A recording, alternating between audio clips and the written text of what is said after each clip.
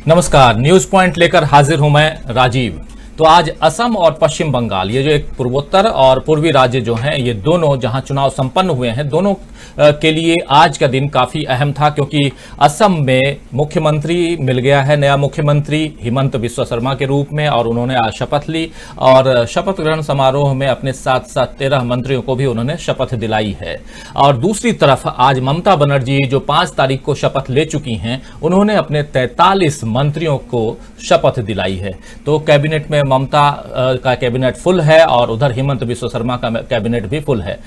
ममता बनर्जी की कैबिनेट में कुछ चौंकाने वाले नाम हैं, कुछ नए नाम हैं। एक तो अमित मित्रा हैं, जो अभी इस वक्त विधायक नहीं हैं, उन्हें भी विधायक के लिए चुनाव लड़ना होगा ममता बनर्जी के साथ साथ। तो कैबिनेट में अब 2 ऐसे लोग हो गए हैं जो विधायक नहीं है, एक खुद ममता बनर्जी और दूसरा अमित मित्रा है। उसके अलावा मनोज तिवारी क्रिकेटर से राजनेता बने, वो भी मंत्रिमंडल में शामिल हो गए हैं, और आईपीएस हुमायूं कबीर का नाम भी शामिल है इस मंत्रिमंडल में। तो मंत्रिमंडल में और क्या कुछ है, इस पर भी चर्चा करेंगे। इधर दिल्ली में सोनिया गांधी ने सीडब्ल्यूसी की बैठक बुलाई थी। उस बैठक में आज चर्चा होना था कि आने वाले समय में अध्यक्ष का चुनाव कब करना है, लेकिन उस चर्चा में अध्यक्ष से ज्यादा कोरोना पर फोकस पूरी की पूरी बैठक रही, और बैठक में ये बात भी निकल कर आई कि जब तक कोरोना से निपटा नहीं जाता है, तब तक कांग्रेस का अध्यक्ष पद का जो चुनाव है उसे स्थगित रखा जाए। और इस प्रकार पिछले 1 साल में, यानी कि पिछले साल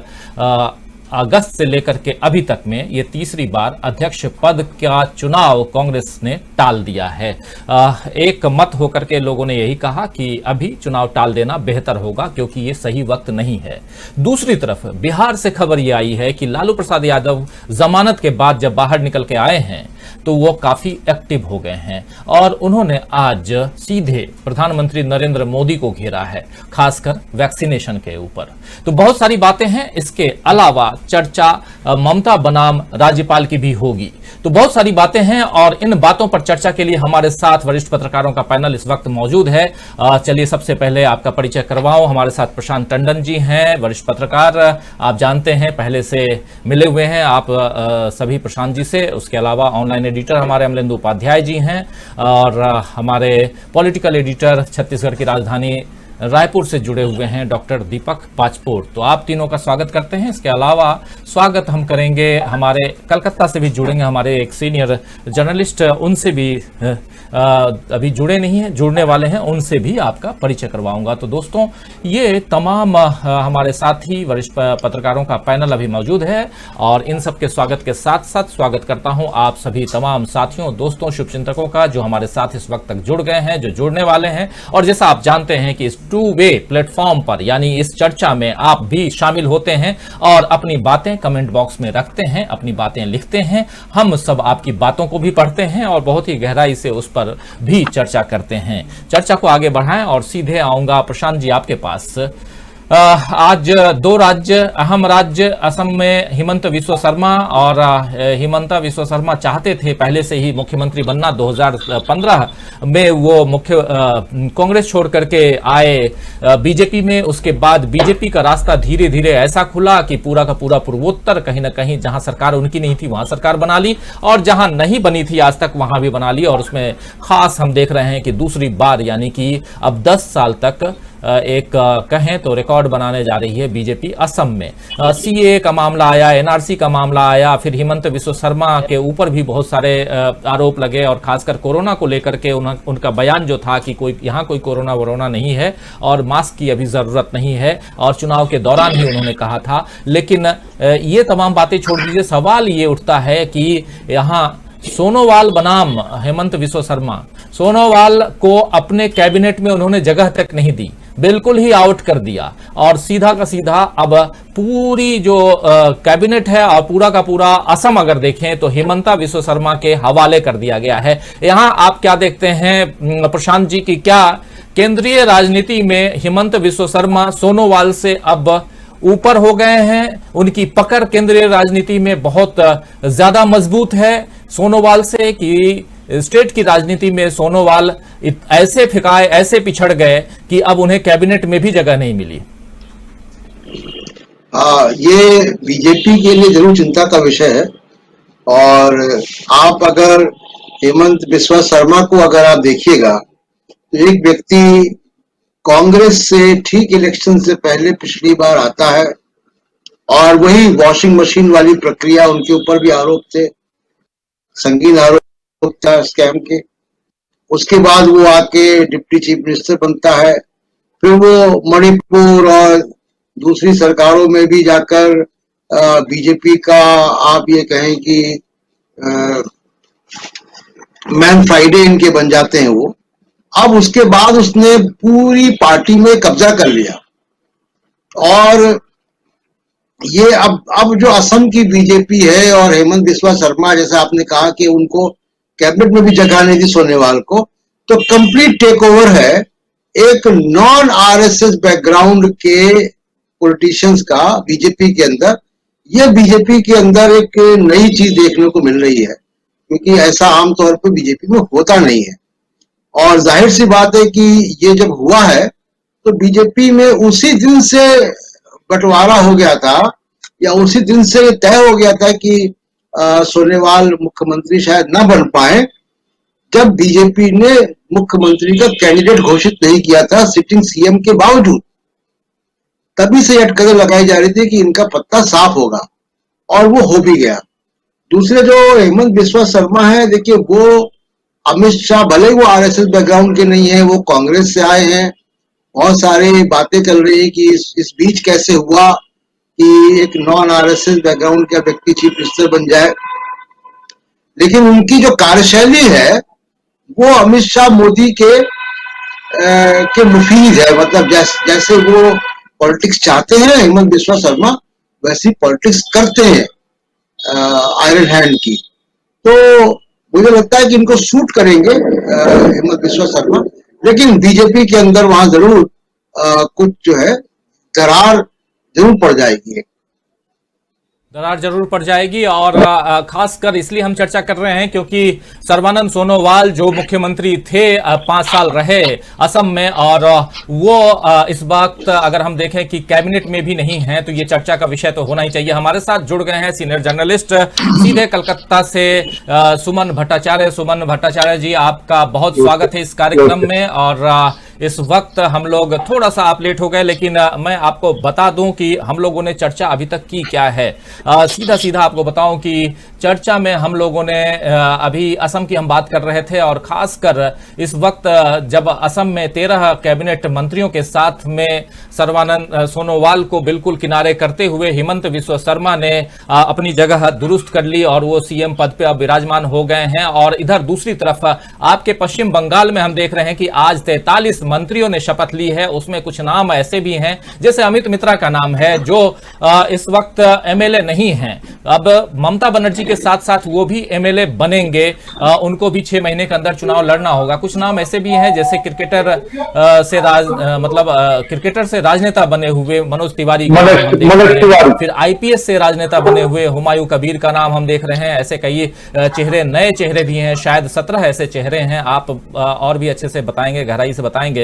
लेकिन ओवरऑल हम देख रहे हैं कि जो पश्चिम बंगाल के इस कैबिनेट को लेकर के एक छोटी सी प्रतिक्रिया आपसे चाहूंगा, उसके बाद फिर राज्यपाल और बनाम जो ममता बनर्जी है उस पर भी चर्चा चाहूंगा। लेकिन पहले चाहूंगा कि ये जो कैबिनेट है इसको किस रूप में आप देखते हैं? पूरा 43 और फुल बिल्कुल 43 की वहां जरूरत, 43 पूरा एक बार में सबको मंत्रिमंडल में शामिल कर ली ममता बनर्जी। देखिए, ममता की जो ये कैबिनेट है इसमें 2 खासियत है। एक खासियत पहले है, ममता को इस बार जो चुनाव में जो जीत हासिल हुआ, एम आई ऑडिबल? मेरा बात सुनाई दे रहा है ना? बिल्कुल बिल्कुल।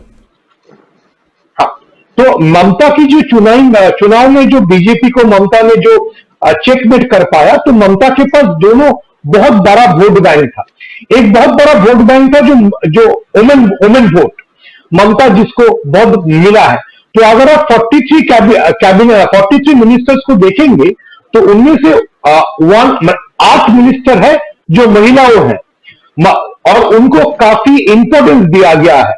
आप अगर देखेंगे ऐसे बहुत सारे मिनिस्टर इस बार सामने आया है जो पिछले थोड़ा सा पिछले वर्ग से है, जैसे बीरबहा हासदा जो झारग्राम से आ रहा है, साबिना यास्मीन जो मालदा से आ रहा है। तो ये कैबिनेट का खासियत है। और मैं दूसरा बात बोलूंगा, जो ममता ने एक बहुत अच्छा बैलेंस किया, जो ममता को जो बीजेपी का कोशिश था इस इलेक्शन में पहले से जो पोलराइजेशन करने की, ममता उस पोलराइजेशन को ये जो कैबिनेट ममता ने बनाया उसमें तोड़ा। कैसे तोड़ा? जो माइनॉरिटी डोमिनेटेड डिस्ट्रिक्ट है, जो कांग्रेस के लीडर अधीर चौधरी के डिस्ट्रिक्ट है, वहां पे इस बार ममता को बहुत बड़ा सक्सेस मिला है। लेकिन ममता वहां से सिर्फ जो माइनॉरिटी लीडर्स है उनको मिनिस्टर नहीं बनाया, वहां पे हिंदू जो लीडर है उनको भी मिनिस्टर के रूप में सामने लाया। तो ये जो बैलेंस था, एक माइनॉरिटी जो ममता के साथ लगभग जुड़े हुए, उसके साथ हम लोग जो कहते हैं, जो बहुत बार शेखर गुप्ता या दिल्ली के बहुत सारे जर्नलिस्ट ने लिखा है, जो Bengali bhadralok, the so called Bengali bhadralok class, Mamata has established a balance. Mamata एक बैलेंस बनाया है, जो ये जो भद्रलोक क्लास है उनको भी अपने कैबिनेट में जोड़ने के लिए। राजीव जी जी जी बिल्कुल, जो आप कह रहे हैं भद्रलोक क्लास की बात कर रहे हैं, बिल्कुल सही है। और ऐसे लोगों को इन्होंने जोड़ा है, 43 का 43 बिल्कुल यहाँ फिक्स दिखाई दे रहा है। और खासकर लेकिन थोड़ा अमित मित्रा के बारे में जानना चाहता हूं कि उनको अमित मित्रा के बारे में मैं ये बोलना चाहता हूं। अमित मित्रा जो कॉन्स्टिट्यूएंसी से खड़ा होते थे खड़दा, वहां पे तृणमूल का जो जीता हुआ कैंडिडेट है काजोल सिन्हा, उन्होंने कोरोना के कारण में ही डाइड। तो वो seat is lying vacant. So Mamata ने उसको तुरंत, क्योंकि Amit Mitra is a season politician and is experience hand, उन्होंने पीटी का भी पहले जिम्मेदारी संभाला है। तो ममता ने सोचा कि ममता का जो पॉलिटिक्स है उसमें तो एक आप बोल पॉलिटिक्स कह सकते हैं, आप थोड़ा सा सोप कॉक कह सकते हैं, जो डायरेक्ट कैश देने की जो ममता की जो बहुत सारे ऐसे स्कीम है, उसके लिए अमित मित्रा को चाहिए ममता को। तो इसीलिए वो भी ममता को आसान हो गया। जो खड़दा सीट जहां से तृणमूल का जो उम्मीदवार था काजोल सिन्हा, उनका कोरोना के कारण देहांत हो गया। तो ममता इसीलिए अमित मित्रा को शायद खड़दा सीट से फिर से खड़ा करेंगे और वहां से वो जीत के आएंगे। अच्छा, वहां से वो जीत के आएंगे और ये साफ है। इसलिए ये बिल्कुल क्लियर है इस वक्त कि आखिर अमित मित्रा को क्यों लिया गया है। और बहुत ही शानदार ढंग से बताया भी सुमन भट्टाचार्य ने। लेकिन आना चाहूंगा दीपक जी आपके पास। ओवरऑल इन दोनों राज्यों को आप देख रहे हैं, एक तरफ 13 के 13 मंत्रिमंडल में शामिल कर लिए गए। वहां असम में सर्बानंद सोनोवाल वहां नहीं है, लेकिन दूसरी तरफ आप देख रहे हैं कि इधर ममता बनर्जी 43 अपने कैबिनेट के सदस्यों को आज शपथ दिला दी हैं। क्या कहेंगे इन दोनों? हालांकि कुछ एक साथी पूछ भी रहे हैं कि आप पांचों राज्यों के जो मुख्यमंत्री हैं उनका एक बार नाम ले लीजिए। आपको बता दूं कि अभी तक पुदुचेरी के मुख्यमंत्री का नाम सामने नहीं आया है, पुदुचेरी में कौन मुख्यमंत्री होंगे। तो इसलिए अभी कम से कम 4 राज्यों के मुख्यमंत्री तो बिल्कुल साफ हैं। एम.के. स्टालिन आपको पता ही है, और पिनरई विजयन केरल में, और इधर ममता बनर्जी, उधर सर्बानंद सोनोवाल को हटा करके और उनकी जगह पर हिमंता बिस्वा शर्मा। जैसा अभी हिमंता बिस्वा शर्मा के बारे में हम बात भी कर रहे थे, माफ करें, पुदुचेरी में भी शपथ ग्रहण हो गया है और रंगास्वामी वहां के मुख्यमंत्री बन गए हैं। तो पांचों राज्यों के मुख्यमंत्री हमारे सामने हैं। अब असम बाकी था और असम में भी आज हो गया है। इस बीच कैबिनेट विस्तार, और आपको पता ही है कि तमिलनाडु में कैबिनेट तो छोड़िए, मुख्यमंत्री पद के शपथ से पहले कैबिनेट में किसको क्या पोर्टफोलियो दिया जाएगा, एम.के. स्टालिन ने यह भी पहले रख दिया था। तो तमिलनाडु काफी आगे पोर्टफोलियो बांटने में रहा और एम.के. स्टालिन वहां पर काम कर रहे हैं अपने अंदाज में, और पहली बार उन्हें मुख्यमंत्री की कुर्सी उनके हवाले आई है। और पहली बार हम देख रहे हैं कि डीएमके के मुखिया वहां पर करुणानिधि वो नहीं है, और इस चुनाव में एआईडीएमके की मुखिया जयललिता भी इस बार नहीं थी। तो ये चुनाव दोनों के बिना, दोनों एक दूसरे के ऐसे धुर विरोधी होते थे और चुनाव बहुत ही मजेदार होता था, आप सब जानते हैं। लेकिन चुनाव इस बार भी मजेदार रहा तमिलनाडु का। बात हम कर रहे हैं अभी पश्चिम बंगाल की, और पश्चिम बंगाल में अभी हमारे साथ सीधे कलकत्ता से जुड़े हुए हैं सुमन भट्टाचार्य, सीनियर जर्नलिस्ट हैं, काफी अनुभव है उनका और अभी बहुत ही विस्तार से उन्होंने बताया। अब आना चाहूंगा अपने पॉलिटिकल एडिटर दीपक पासपोर्ट जी के पास में। दीपक जी, सवाल यही है कि दोनों, मैं आप दोनों समेटना चाहता हूं एक साथ आपके सामने प्रश्न ला करके, कि असम में सर्बानंद सोनोवाल को बाहर करना और यहां पर एक बड़ी चुनौती ममता बनर्जी के सामने चुनाव के दौरान, और खासकर 2019 से लेकर के 2021 चुनाव तक हमने देखा कि जबरदस्त चुनौतियों के बीच ममता बनर्जी ने इस चुनाव को लड़ा है, लेकिन खुद अपना चुनाव वो बचा नहीं पाई।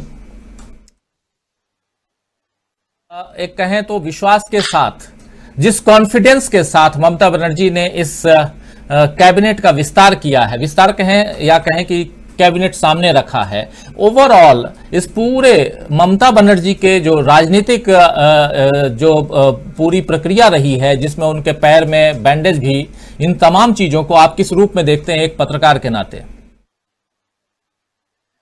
देखिए, इस चुनाव प्रचार के दौरान पश्चिम बंगाल के, आपको मेरी आवाज आ रही है? बिल्कुल, थोड़ी कट रही है, लेकिन मेरी ज्यादा अगर हो तो फिर बात करिए। जी जी जी जी जी जी जी जी कुल जमा ऐसा है कि इस चुनाव में जो सबसे निकल के आया था वो है खेला होबे। तो खेला होबे वो केवल चुनाव तक सीमित नहीं था, खेला तो आगे होना है पश्चिम बंगाल में, और न केवल पश्चिम बंगाल में, बड़ा खेला जो है बगल के राज्य असम में भी हो गया है। आप देखिए, और दोनों ही जगह सरकार जो है, जो भी मुख्यमंत्री बने, बड़ी मजबूत पकड़ के साथ बने हैं। बंगाल की अगर हम बात करें तो जैसा कि भट्टाचार्य जी ने बताया कि ये बड़ा बैलेंस्ड किस्म का एक कैबिनेट है। तो उसका कारण ये है कि ममता बनर्जी ये जानती है कि उनके सामने अभी बहुत सारे चैलेंजेस हैं, अभी उनके ऊपर से संकट कोई टला नहीं है। पहली बात तो ये है कि उन्होंने आपकी आवाज चली जा रही है, ये सबसे बड़ी दिक्कत होती है आपके साथ में। इसको थोड़ा जी एक बार और ट्राई कीजिए, तो फिर सीधे अमलेंदु जी आपके पास आऊंगा। अभी आवाज आ रही है राजू जी? अभी आवाज आ रही है जी? तो आने वाले समय में उनके सामने और बड़े चैलेंजेस हैं। बड़े चैलेंजेस ये है कि उनको अपनी सरकार को बचाना भी है। जैसा आप देखिए कि जैसे ही शपथ ग्रहण हुआ, कुछ लोगों के ऊपर सीबीआई की जांच शुरू हो गई। उनका जवाबी हमला ममता ने दिया, अपनी ओर से कुछ लोगों की वो जांच करा रही। जिसके पास जो ताकत है, जो एजेंसी है, उसका वो भरपूर इस्तेमाल होगा। तो मुझे लगता है कि खेला तो अभी आगे होबे, अभी खेला पूरा हुआ नहीं है। तो कुल जमा एक मजबूत पकड़ के साथ एक पक्की सरकार बनाने का जो दोनों ही तरफ है। अगर हम असम की बात करें तो आप देखिए कि आगे या वहां पे काफी बड़ा खेला से चांस है कि पुराने मुख्यमंत्री को उन्होंने जो बीजेपी दीपक जी, आवाज आपकी कट रही है, अब सीधे आना चाहूंगा अमलेंदु जी आपके पास। अमलेंदु जी, ओवरऑल खेला होबे, क्या खेला हो गया वो तो हम लोगों ने देख लिया, जो एक चुनावी प्रक्रिया के दौरान एक शानदार कहें तो एक स्लोगन के साथ टीएमसी आई थी और एक शानदार जीत भी हासिल की। ओवरऑल अब इस मंत्रिमंडल और उसके उस बीच हिंसा की जो बातें सामने आई हैं, इन सबको लेकर के एक पत्रकार के नजरिए से आप वेस्ट बंगाल की राजनीति को कहां देख रहे हैं, कहां पा रहे हैं? देखिए, कुल मिला के मुझे लग रहा है कि वेस्ट बंगाल की राजनीति में जो खेला हो रहा है या होगा या जो भी कुछ है, वो कुल मिला के ममता बनर्जी के ही इर्द गिर्द है। और पक्ष से लेकर विपक्ष तक जो है वो सब कुछ ममता बनर्जी के पल्ले ही है, मिलाकर देखा जाए। क्योंकि जो नेता विपक्ष बने हैं वो भी तृणमूल कांग्रेस के ही भूतपूर्व कार्यकर्ता हैं और अब जो है वो संघी हो गए हैं। तो कुल मिला के जो स्थिति है वो मतलब ममता बनर्जी के तरीके से कहा जाए तो वो पक्ष में कही जा सकती है कि सब कुछ जो है वो पूरा बंगाल अब जो तृणमूल में हो गया है।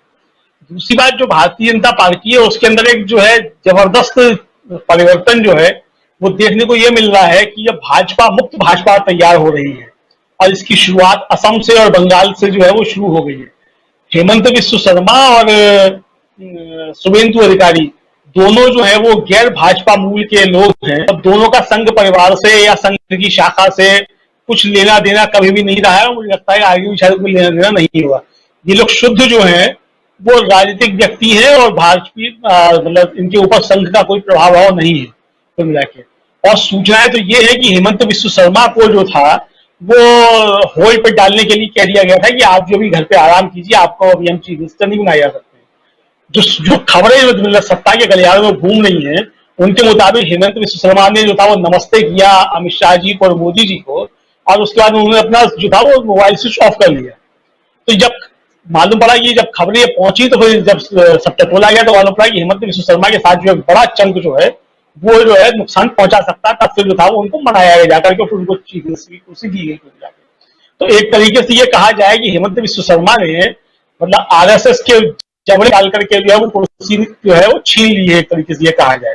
तो अब लोग इसको जो अतिशयोक्ति भी कह सकते हैं कि आरएसएस का वहां कुछ नहीं है या क्या है, लेकिन कुल मिला के इस समय जो है भाजपा जो है वो कहा जाए एक तरीके से वो बड़ी विवश नजर आ रही है शुभेंदु अधिकारी और हिमंत विश्व शर्मा इन दोनों के सामने। तो अब अगर इसी तरीके से भाजपा का आगे बढ़ता रहेगा तो ये भाजपा मुक्त भाजपा तैयार होने में मुझे लगता है लंबा समय कुल मिला करके नहीं लगेगा। और आप देखिए कि हिमंत विश्व शर्मा को जलाने के लिए ही कल जो है वो बंगाल में वो राज्यपाल से अनुमति दिलाई गई सीबीआई जांच की, ताकि हिमंत विश्व शर्मा जल जाए, क्योंकि वो भी जो है उसी वॉशिंग मशीन में धुल करके आए हैं, जैसा अभी दीपक जी भी कह रहे थे वॉशिंग मशीन में से धुले हुए हैं, तो वो उन्हें जलाने के लिए ही मुझे लगता है कि वहां दिलाई गई अनुमति कि जो है आपके ऊपर भी अब जो शिकंजा कर सकता है। लेकिन वो चूंकि हाथ से चीजें निकल चुकी थी सब कुछ कुल मिला करके, तो इसलिए मजबूर होकर के, तो यहाँ मतलब मुझे लगता है कि जो भाजपा का शीर्ष नेतृत्व है उसकी मजबूरी जो है इन राज्यों में सामने आई है। उसके सामने जो है वो सात समुद्र वाली की स्थिति है कि आगे बढ़े, तो आगे बढ़ना है तो ऐसे ही लोगों के बल पे बढ़ना है। अब आपको शुद्ध आरएसएस का कैडर जो है वो भाजपा को आगे बढ़ाने के लिए नहीं मिलेगा, और अगर ऐसा नहीं होगा तो ये बड़ी दिक्कत वाली चीजें हो जाएंगी। मुझे लगता है कि ज्योतिरादित्य सिंधिया जो है उनकी भी अब इच्छाएं जो है वो पुनाचे मारनी चाहिए, उनको भी हेमंत विश्व शर्मा की तरह जो है एक हिम्मत जो है वो दिखानी चाहिए निश्चित तौर पे कि मतलब आप लेके आए जो आरएस मतलब भारतीय जनता पार्टी अब तक जो करती रही है सब जगह कि कांग्रेस के बड़े नेताओं को तोड़ करके लाओ और उसके बाद उनको जो है फिर वो किनारे रख दो, उनके पर कतर दो एक तरीके से। बिल्कुल तो भाजपा में तो आ गए वो, भाजपा ने अपना उसमें थोड़ा सा एक नुकसान मतलब फायदा कर लिया, कांग्रेस का बड़ा नुकसान कर दिया, और इस तरीके से वो मतलब कांग्रेस मुक्त भारत जो बनाने की उनकी जो रणनीति है उस पर काम करना अपना उन्होंने शुरू कर दिया। लेकिन बंगाल में और असम में दोनों जगह जो है मुझे लगता है कि भाजपा की रणनीति जो है वो कुल मिलाकर ये कामयाब नहीं हो रही है, और वहां भाजपा मुक्त जो है भाजपा वो तैयार हो रही है।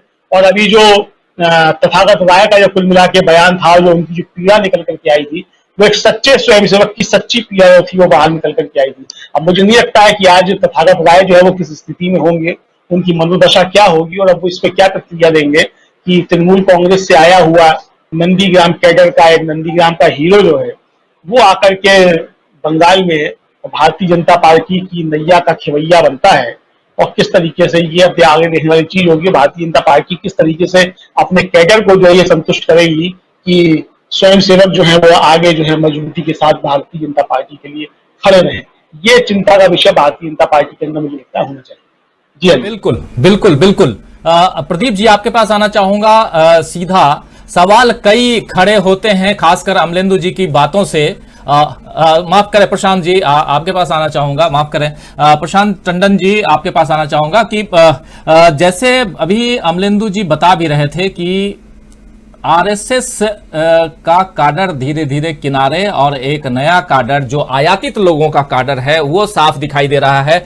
और एक नाम और छूट गया है जो अभी बता रहे थे अमलेंदु जी, उत्तर प्रदेश के मुख्यमंत्री योगी आदित्यनाथ भी उस काडर से नहीं आते हैं जिस काडर से बीजेपी बिलोंग करती है। तो ऐसे कई नाम आएंगे, चाहे योगी आदित्यनाथ हो, सर्बानंद सोनोवाल की जगह पे अगर चाहे अब हिमंत विश्व शर्मा आ गए, या हम पश्चिम बंगाल की बात करें तो नेता प्रतिपक्ष बनाए गए तो उनको भी, और जैसे अभी मध्य प्रदेश की बात कर रहे हैं कि वहां भी हिम्मत दिखाकर ज्योतिरादित्य सिंधिया को बगावत कर देनी चाहिए। लेकिन बात यह आती है कि बीजेपी क्या अब आयातित लोगों की पार्टी हो गई है? और खासकर पश्चिम बंगाल में हम देख रहे हैं, हमारे साथी सुमन भट्टाचार्य से भी ये सवाल करूंगा, लेकिन आपका विश्लेषण पहले चाहूंगा कि पश्चिम बंगाल में हमने देखा कि चुनाव से पहले लगातार इतने लोगों को, चाहे वो टीएमसी के हों, बीजेपी के हों, वाम दल के हों, सबको बीजेपी माफ करें टीएमसी, कांग्रेस या वाम दल के लोगों को या दूसरे और भी निर्दलियों को अपनी पार्टी में लाना, उनको टिकट देना, बिना सोचे समझे उनको टिकट देना। अब बीजेपी जो दुनिया की सबसे बड़ी पार्टी अपने आप को कहती है, दावा करती है, उसके पास अपने लोग नहीं है क्या? ना सीएम पद के लिए, ना चुनाव लड़ने के लिए, ना नेता प्रतिपक्ष के लिए। कांग्रेस के जो हालात हैं आज उसको बहुत गौर से देखना चाहिए। क्योंकि कांग्रेस भी इसी रास्ते से होकर गुजरी है। ये सत्ता की राजनीति किसी भी प्रकार, किसी भी तरीके से, ये इनके प्रकार, मतलब एनी हाउ, बाय हुक और क्रुक आप सत्ता में आना चाहते हैं, यानी बीजेपी को चुनाव जीतने की और सत्ता प्राप्त करने की मशीन बना दिया पॉलिटिकल पार्टी की जगह। तो यही काम पिछले कुछ दशकों से कांग्रेस भी करती रही। जो आया गया राम का जो मुहावरा निकला और जो संविधान में 10 शेड्यूल आया, वो उसी वजह से आया। तो अब अगर कांग्रेस मुक्त भारत करने चले थे और उस मुहिम में आपने आरएसएस मुक्त बीजेपी ही कर डाली, तो देश के लिए तो अच्छा ही होगा। लेकिन आगे पीछे ये पॉलिटिक्स जो है, क्योंकि अमित शाह की और मोदी के जो कार्यशैली है वो सत्ता के जोड़ तोड़ वाली है कि कॉर्पोरेट पैसा, महंगे चुनाव, मीडिया का साथ और फिल्मी सितारे, ये सारी चीजें कांग्रेस पहले करती रही है।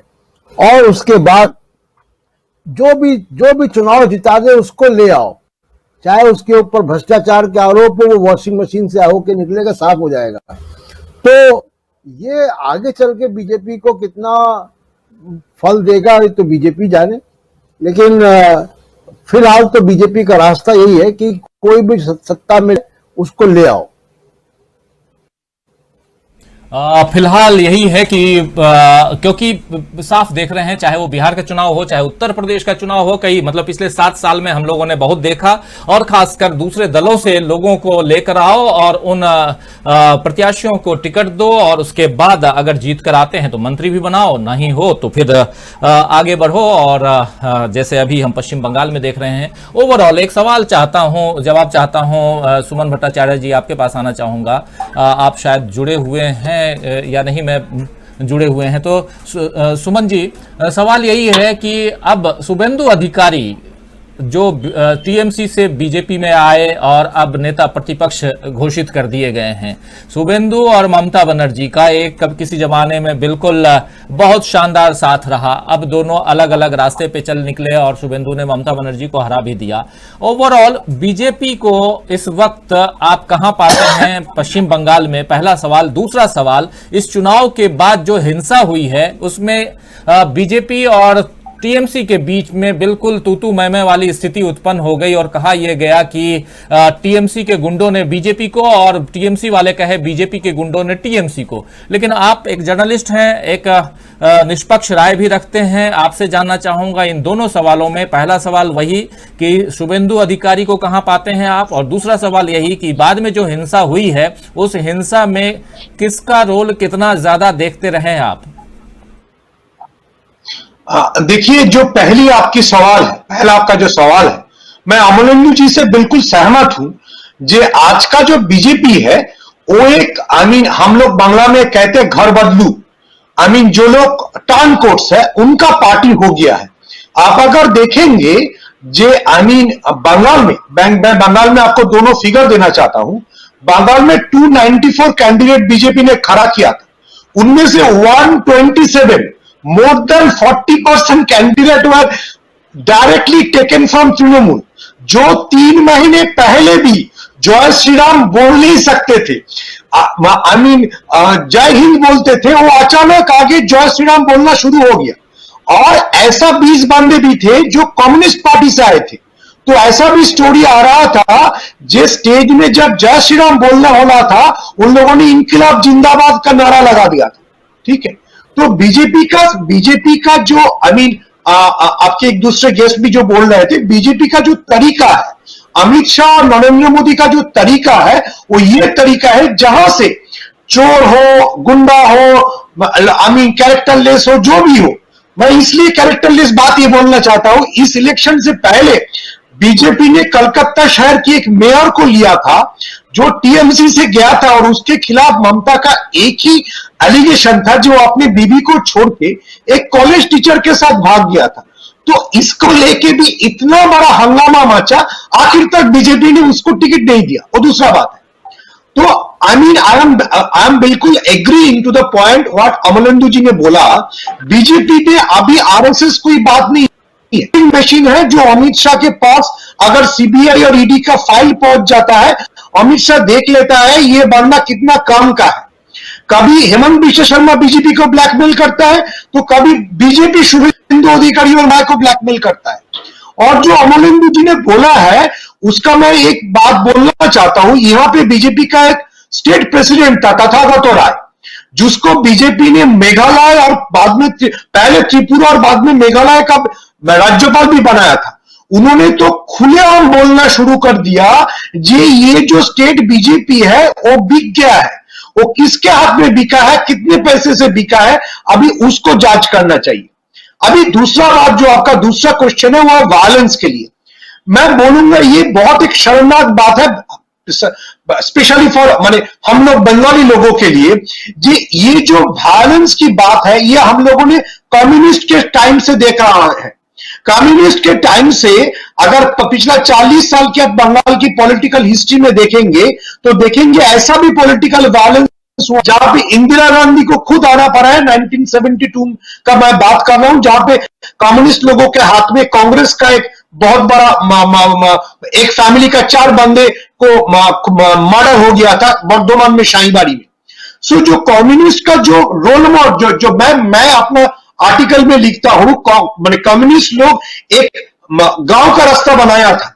ये बाद में जो भी पॉलिटिकल सिस्टम में आया, तृणमूल बोलिए बीजेपी बोलिए, उसको एक हाईवे बना दिया जहां पे वायलेंस ही एक ही तरीका है। आप देखेंगे जो बीजेपी इस इलेक्शन से पहले चुन चुन के ऐसे लोगों को तृणमूल से लिया जिन लोगों के खिलाफ सबसे ज्यादा रिपीट, जैसे एमपी अर्जुन सिंह, जैसे एमपी निशित प्रमाणिक, जिसके खिलाफ 2 साल पहले भी बीजेपी बोलता था वो गुंडा है, वो वायलेंस करता है, वो ट्रैफिकिंग करता है। ये सारे लोगों को बीजेपी लाया क्योंकि बंगाल की ये एक पैटर्न हो गया है जहां पे violence is the only way of capturing political power. This has become a political tool. Left has started it. TMC has, also followed the same. Now BJP is also following the same. The only exception what BJP is doing, thanks to Amit Shah and Amit Malviya, उन्होंने इतना fake news बनाता है जो बंदा जिंदा भी है उसको भी मार देता है। ये थोड़ा सा बीजेपी ने ज्यादा कर दिया, जो शायद इसलिए आजकल बहुत चर्चे में है बंगाल की वायलेंस। राजीव जी जी बिल्कुल, वायलेंस पे और भी बातें करेंगे, लेकिन उससे पहले हमारे तमाम साथी जो जुड़े हुए हैं लगातार कमेंट कर रहे हैं। जैसा आप जानते हैं दोस्तों कि ये प्रोग्राम जो है 1 वे नहीं बल्कि 2 वे होता है, यानी हमारे साथ जो साथी जुड़ते हैं, जो कमेंट बॉक्स में कमेंट लिखते हैं, उनके विचारों को भी हम देश दुनिया तक पहुंचाते हैं, रखते हैं और उस पर अगर चर्चा की जरूरत हो तो चर्चा भी करते हैं। CBS कुमार हमारे साथ लगातार बने हुए हैं, जो लिख रहे हैं कि 2-2.5 महीने चले असेंबली इलेक्शन में बीजेपी को क्या मिला, वही समय बर्बाद किया सिर्फ अपनी जीत के लिए, जबकि मिला कुछ नहीं। मदीना का मुसाफिर हैं, वो नमस्कार कह रहे हैं। प्रशांत बाबू श्रीवास्तव कह रहे हैं कि बीजेपी चाहती है कि दीदी बंगाल के बाहर न जा पाएं और इसमें उसने बीजेपी के धनखड़ को लगा दिया है। आशीष पन पांडे भी हैं जो कह रहे हैं सर आप सही बोलते हैं। तौफीक खान है। वंदना राठौर कह रही हैं what ever BJP hashtag BJP is लिख रही हैं और थम्स डाउन कर रही हैं। खान अनामुल्लाह का कहना है राज्यपाल द्वारा ममता जी पे उल्टे सीधे हथकंडे अपनाया जाएगा जैसा कि पहले भी हो चुका है, लेकिन ममता जी कच्ची गोली नहीं खेली हैं। आपसा खां भी हमारे साथ जुड़ गई हैं। बद्री विशाल का कहना है कि मुझे लगता है कि जनता के साथ पूरी तरह अगर मीडिया आ जाए तो या तो मोदी जी वो करेंगे जो देश को जरूरत है या इस्तीफा दे देंगे। ये गैर राजनीति है मेरी, गारंटी है मेरी, कह रहे हैं। गफूर खान है, मोहम्मद सलीम है, फिर उसके अलावा CBS लगातार बने हुए हैं। जितेंद्र कात्याल भी हमारे साथ, फिर सद्दाम हैदर भी हमारे साथ बने हुए। वंदना राठौर कह रही हैं कि won't be good if you address Yogi Adityanath as Ajay Singh Bisht, his real name mister Srivastava. सही कह रही हैं, लेकिन चूंकि वंदना जी उनका नाम यही प्रचलित है योगी आदित्यनाथ योगी के नाम से उन्होंने शपथ लिया था। आपको याद होगा जब उन्होंने मुख्यमंत्री पद का शपथ ग्रहण उन्होंने की थी, तो उस समय मैं आदित्यनाथ योगी, ये उनका सेंटेंस था, मुझे आज भी याद आ रहा है, 2017 की बात है। तो इसलिए आदित्यनाथ योगी कहता हूं, वरना मैं ऐसे लोगों का नाम, बिल्कुल जो नाम है ओरिजिनल वही नाम लेना पसंद करता हूं। और आप सही कह रही हैं, नाबिल आलम हैं हमारे साथ बने हुए, असलम चिश्ती भी हैं, कह रहे हैं जिस तरह आप जैसे सहाफी आवाज उठा रहे हैं, अगर गोदी मीडिया सरकार से सवाल पूछ रही होती तो स्थिति इतनी भयावह नहीं होती। गौतम राय भी हमारे साथ हैं जो कह रहे हैं ये न्यूज चैनल गुड है। बद्री विशाल हैं जो भाइयों ये स्टेट की बात है, अगर सेंट्रल देश की कुर्सी की बात होती तो बीजेपी ईवीएम से ही खेला करती। ईवीएम भी एक बड़ा मामला है। Vandana Rathore, Prashant Tandon sir super excellent point कह रही हैं। सुधीर कुमार भी हैं, कह रहे हैं इनको सिर्फ हिंदू मुसलमान होता है, बीजेपी को नहीं आता, यह देश में को बेचने में लगे हैं। देवेंद्र चटर्जी कह रहे हैं कि असल में बंगाल में असली बीजेपी 7 सीट जीती है, बाकी तो बाहर से आए, इसमें कितने % होते हैं। फिर सीवीएस कुमार लिख रहे हैं कि शुभेंदु अधिकारी को मिला क्या आखिर, बिना बात के सत्ता गंवा बैठे। बिल्कुल सही कह रहे हैं, अगर वो इस पक्ष में रहते तो आज सत्ता में होते, मंत्री होते, लेकिन अब देखिए क्या स्थिति बना रखी है अपनी। बिल्कुल सही कह रहे हैं। और फिर उमा शंकर भी हैं, असलम चिश्ती लगातार, कुंदन कुमार कह रहे हैं कि जो राज्यों में लॉकडाउन लगा रहे हैं वहां के मुख्यमंत्री क्यों नहीं समझते हैं कि लॉकडाउन से महामारी को कम हो रहा है, पर गरीबी कितनी बढ़ रही है ये क्यों नहीं दिखता। गणेश सबकोता हमारे साथ जो कह रहे हैं चंदा किस चीज पर दान करना, राजीव जी विद्यालय को चंदा दान दो, चिकित्सालय के लिए चंदा दान, अनाथालय के लिए, यात्री विश्राम के लिए दान, और गांव में जलाशय के लिए दान, मंदिर और मस्जिद के लिए तो एक गुठी होता है ना।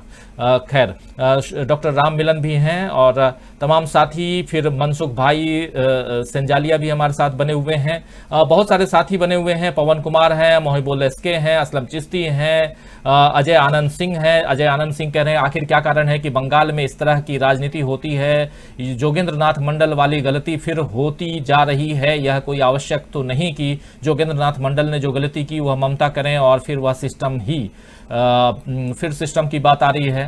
तो बहुत सारे साथी, अब आप लोगों के सवाल फिर अगले उसमें जरूर लूंगा और कोशिश करूंगा कि आप लोगों के सवालों के, आप लोगों के विचारों को फिर से रखूं। इंदु प्रकाश वर्मा भी हैं, मोहम्मद आफ्ताब भी हैं, हर्ष श्रीवास्तव भी हैं, तमाम साथी हैं। सीधे आना चाहूंगा सबसे पहले दोस्तों, पश्चिम बंगाल की हम बात कर रहे हैं और पश्चिम बंगाल से इधर दिल्ली और दूसरी जगह और बिहार भी जाना है। दिल्ली में माफ करें, सोनिया गांधी ने आज CWC की बैठक बुलाई थी, उस पर भी चर्चा करनी जरूरी है और साथ साथ चर्चा लालू प्रसाद यादव की भी जरूरी है आज, क्योंकि वो लालू प्रसाद यादव ने आज बहुत ही एक्टिवली मोदी सरकार को घेरा है, क्या कुछ कहा है उस पर भी चर्चा करेंगे। लेकिन सबसे पहले ममता बनाम राज्यपाल धनखड़, ये बात इसलिए करना जरूरी है क्योंकि जब अभी हम हिंसा की बात कर रहे हैं तो इसी हिंसा को लेकर के एक राजनीति भी चल रही है पश्चिम बंगाल में, और पश्चिम बंगाल से हमारे साथी सीनियर जर्नलिस्ट सुमन भट्टाचार्य जुड़े हुए हैं, तो इसलिए जरूरी भी है कि उनसे इस पर बात करें हम।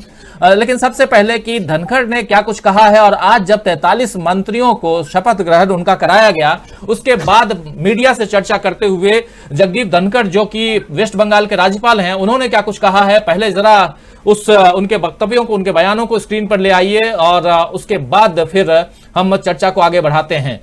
देखिए, राज्यपाल धनखड़ बनाम CM ममता, राज्यपाल धनखड़ का जो बयान है वो कह रहे हैं कि चुनाव बाद हिंसा से उपजी स्थिति चिंताजनक है, मैं राज्य के हिंसा प्रभावित इलाकों का दौरा करूंगा। राज्य प्रशासन ने प्रभावित इलाकों का दौरा करने से पहले जरूरी व्यवस्था करने के मेरे आग्रह पर अब तक जवाब नहीं दिया है। ये चाह रहे हैं कि राज्यों का दौरा करें। अगर आपका वोट आपकी जान जाने या संपत्ति के नष्ट होने का कारण बनता है, अगर यह आगजनी का कारण बनता है, तो फिर लोकतंत्र के खत्म होने का संकेत मिलता है।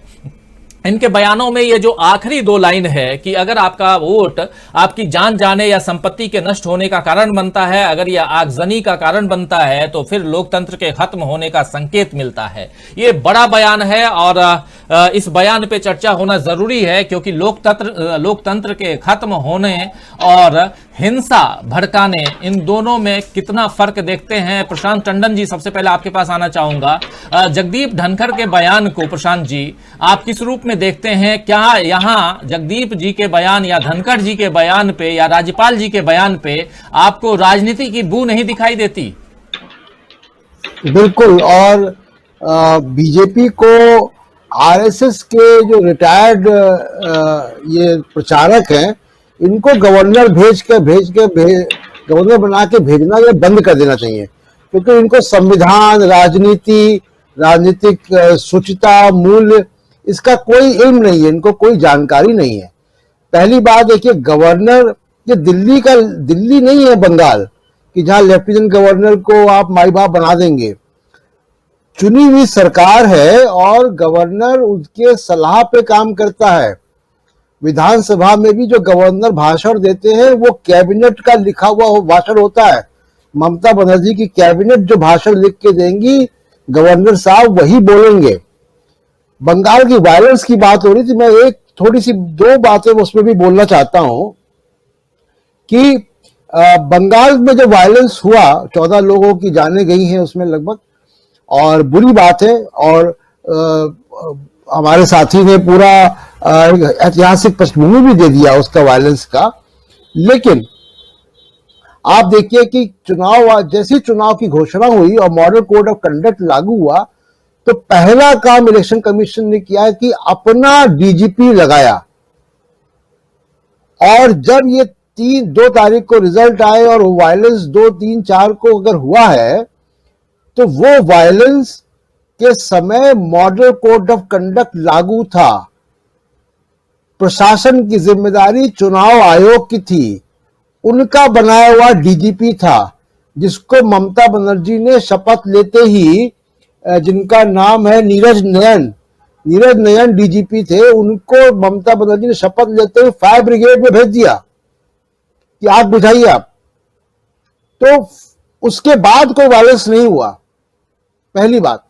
दूसरी बात कि ममता बनर्जी को चाहिए कि वो एक सिटिंग हाई कोर्ट के जज से इंक्वायरी करवाएं, इसकी एक कमीशन इंक्वायरी बनाए। सिटिंग जज इसलिए क्योंकि उसकी जो बात होगी वो बाइंडिंग होगी, और वो पूरा तय करे। क्योंकि इसमें फेक न्यूज, जैसे सुमन जी कह रहे थे कि फेक न्यूज का काफी बोलबाला रहा। शर्म की बात कि नेशनल कमीशन ऑफ वुमेन की चेयरपर्सन रेखा शर्मा ने फेक वीडियो डला दिया, बांग्लादेश का वीडियो था। खुद भी उन्होंने ट्विटर में आके माफी मांगी है। अमित मालवीय ने एक ऐसे व्यक्ति का बना वीडियो लगा दिया जो जीवित है, जिसको मरा बता दिया। उसने खुद आके वो पत्रकार था और अपना बयान दे दिया। तो ये सारी चीजों की जांच होनी चाहिए कि डीजीपी क्या कर रहे थे, चुनाव आयोग के डीजीपी नीरज नयन, और उसके बाद का क्या वायलेंस का। तो वो पूरा तब हाईकोर्ट के सिटिंग जज की जो जांच आएगी वो एक निष्पक्ष जांच होगी। सीबीआई का और बाकी चीजों का तो हम लोग जानते हैं। जहां तक धनखड़ का सवाल है, देखिए गवर्नर्स को राजनीति करना बंद कर देना चाहिए। ये महाराष्ट्र के भी गवर्नर ऐसे करते रहे। उसके बाद उन्होंने बीजेपी की भद्द पिटवाई सुबह 5 बजे शपथ दिला के, और यही काम धनखड़ भी कर रहे हैं, और ये बिल्कुल गैर संवैधानिक है। देखिए गवर्नर बहुत प्रतिष्ठा वाली पोस्ट है और बहुत, जिसको महामहिम गवर्नर कहा जाता है, लेकिन वो महामहिम भी संविधान के ऊपर नहीं है, और संविधान में उनकी शक्तियां, उनकी पावर्स बिल्कुल डिफाइन की हुई है कि सिवाय सेंट्रल गवर्नमेंट के रिप्रेजेंटेटिव होके उसके अलावा जो बाकी उनके जो काम होंगे वो कैबिनेट की सलाह पे ही होंगे। राजीव जी। बिल्कुल। सीधे सुमन जी आपके पास आना चाहूंगा, और खासकर ममता बनर्जी बनाम जगदीप धनखड़, और लगातार चाहे चुनाव से पहले की बात हो, चुनाव के दौरान की बात हो, या अब चुनाव के बाद जबकि नई सरकार बन गई है, 43 मंत्रियों ने आज कैबिनेट में शपथ उनकी हो गई, और उसके बाद एक प्रेस कॉन्फ्रेंस करते हैं, पत्रकारों से चर्चा करते हैं धनखड़ जी, और क्या कुछ वो कहते हैं ये अभी हमने आप सबके सामने रखा था। और खासकर उसमें जो उस चर्चा के दौरान जगदीप धनखड़ जी और ममता बनर्जी पे डायरेक्ट तो नहीं लेकिन इनडायरेक्ट रूप से जरूर वो निशाना साध रहे हैं, और साफ दिखाई दे रहा है। और जनता को जो कह रहे हैं ये बहुत ही रिमार्केबल है कि आपके जो वोट हैं वो अगर इस ढंग से जाते हैं तो इसका मतलब है कि लोकतंत्र खत्म हो रहा है। ये वोट की राजनीति अपने देश में है और लोकतंत्र के लिए वोट ही यहाँ पर एक मायने रखते हैं। आपके मतदान, आप जो मतों का प्रयोग करते हैं, उपयोग करते हैं, सदुपयोग करते हैं, वही मायने रखता है। और इसमें अगर एक राज्यपाल ये कहें कि लोकतंत्र खतरे में है और इशारा जरूर हिंसा की तरफ है, और जरूर वो कह रहे हैं ये भी कि मैंने राज्य सरकार से बोला है कि हमारे लिए व्यवस्था करवाएं, मैं उन जगहों पे जाना चाहता हूं, देखना चाहता हूं, लेकिन अभी तक कोई व्यवस्था नहीं हुई है। ओवरऑल आप वहां पे विराजमान हैं, आप पश्चिम बंगाल में हैं, कलकत्ता में हैं, बहुत सारी चीजें जान रहे हैं, पढ़ रहे हैं, देख रहे हैं अपनी आंखों से। इस पूरे मामले को किस ढंग से देखेंगे, कैसे विश्लेषण करेंगे सुमन जी? राजीव जी, पहले मैं ये बोलना चाहता हूं, प्रशांत जी ने जो बोला वो बिल्कुल सही बात है।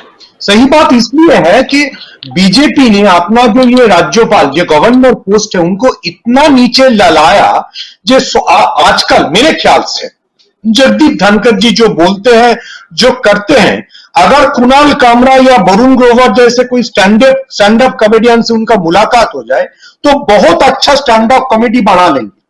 मैं जर्नलिस्ट होने के नाते एक पहले बात आपको बोलना चाहता हूं, ये मत सोचिए आप लोग जो बंगाल के बाहर से हैं कि हम लोग जो जर्नलिस्ट लोग हैं वो जगदीप धनखड़ के पास जाते हैं उनके कोटेशन लेने के लिए या उनका कोट लेने के लिए।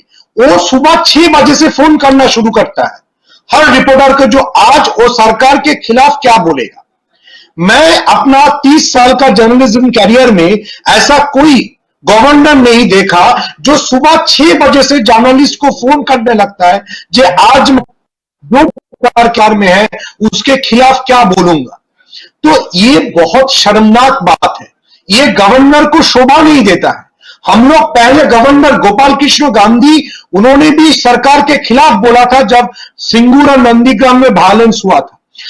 आर.के. नारायणन ने भी ममता के खिलाफ बोला था जब दूसरे कुछ बारे में, लेकिन उसके पास हम लोगों को जाना पड़ता था।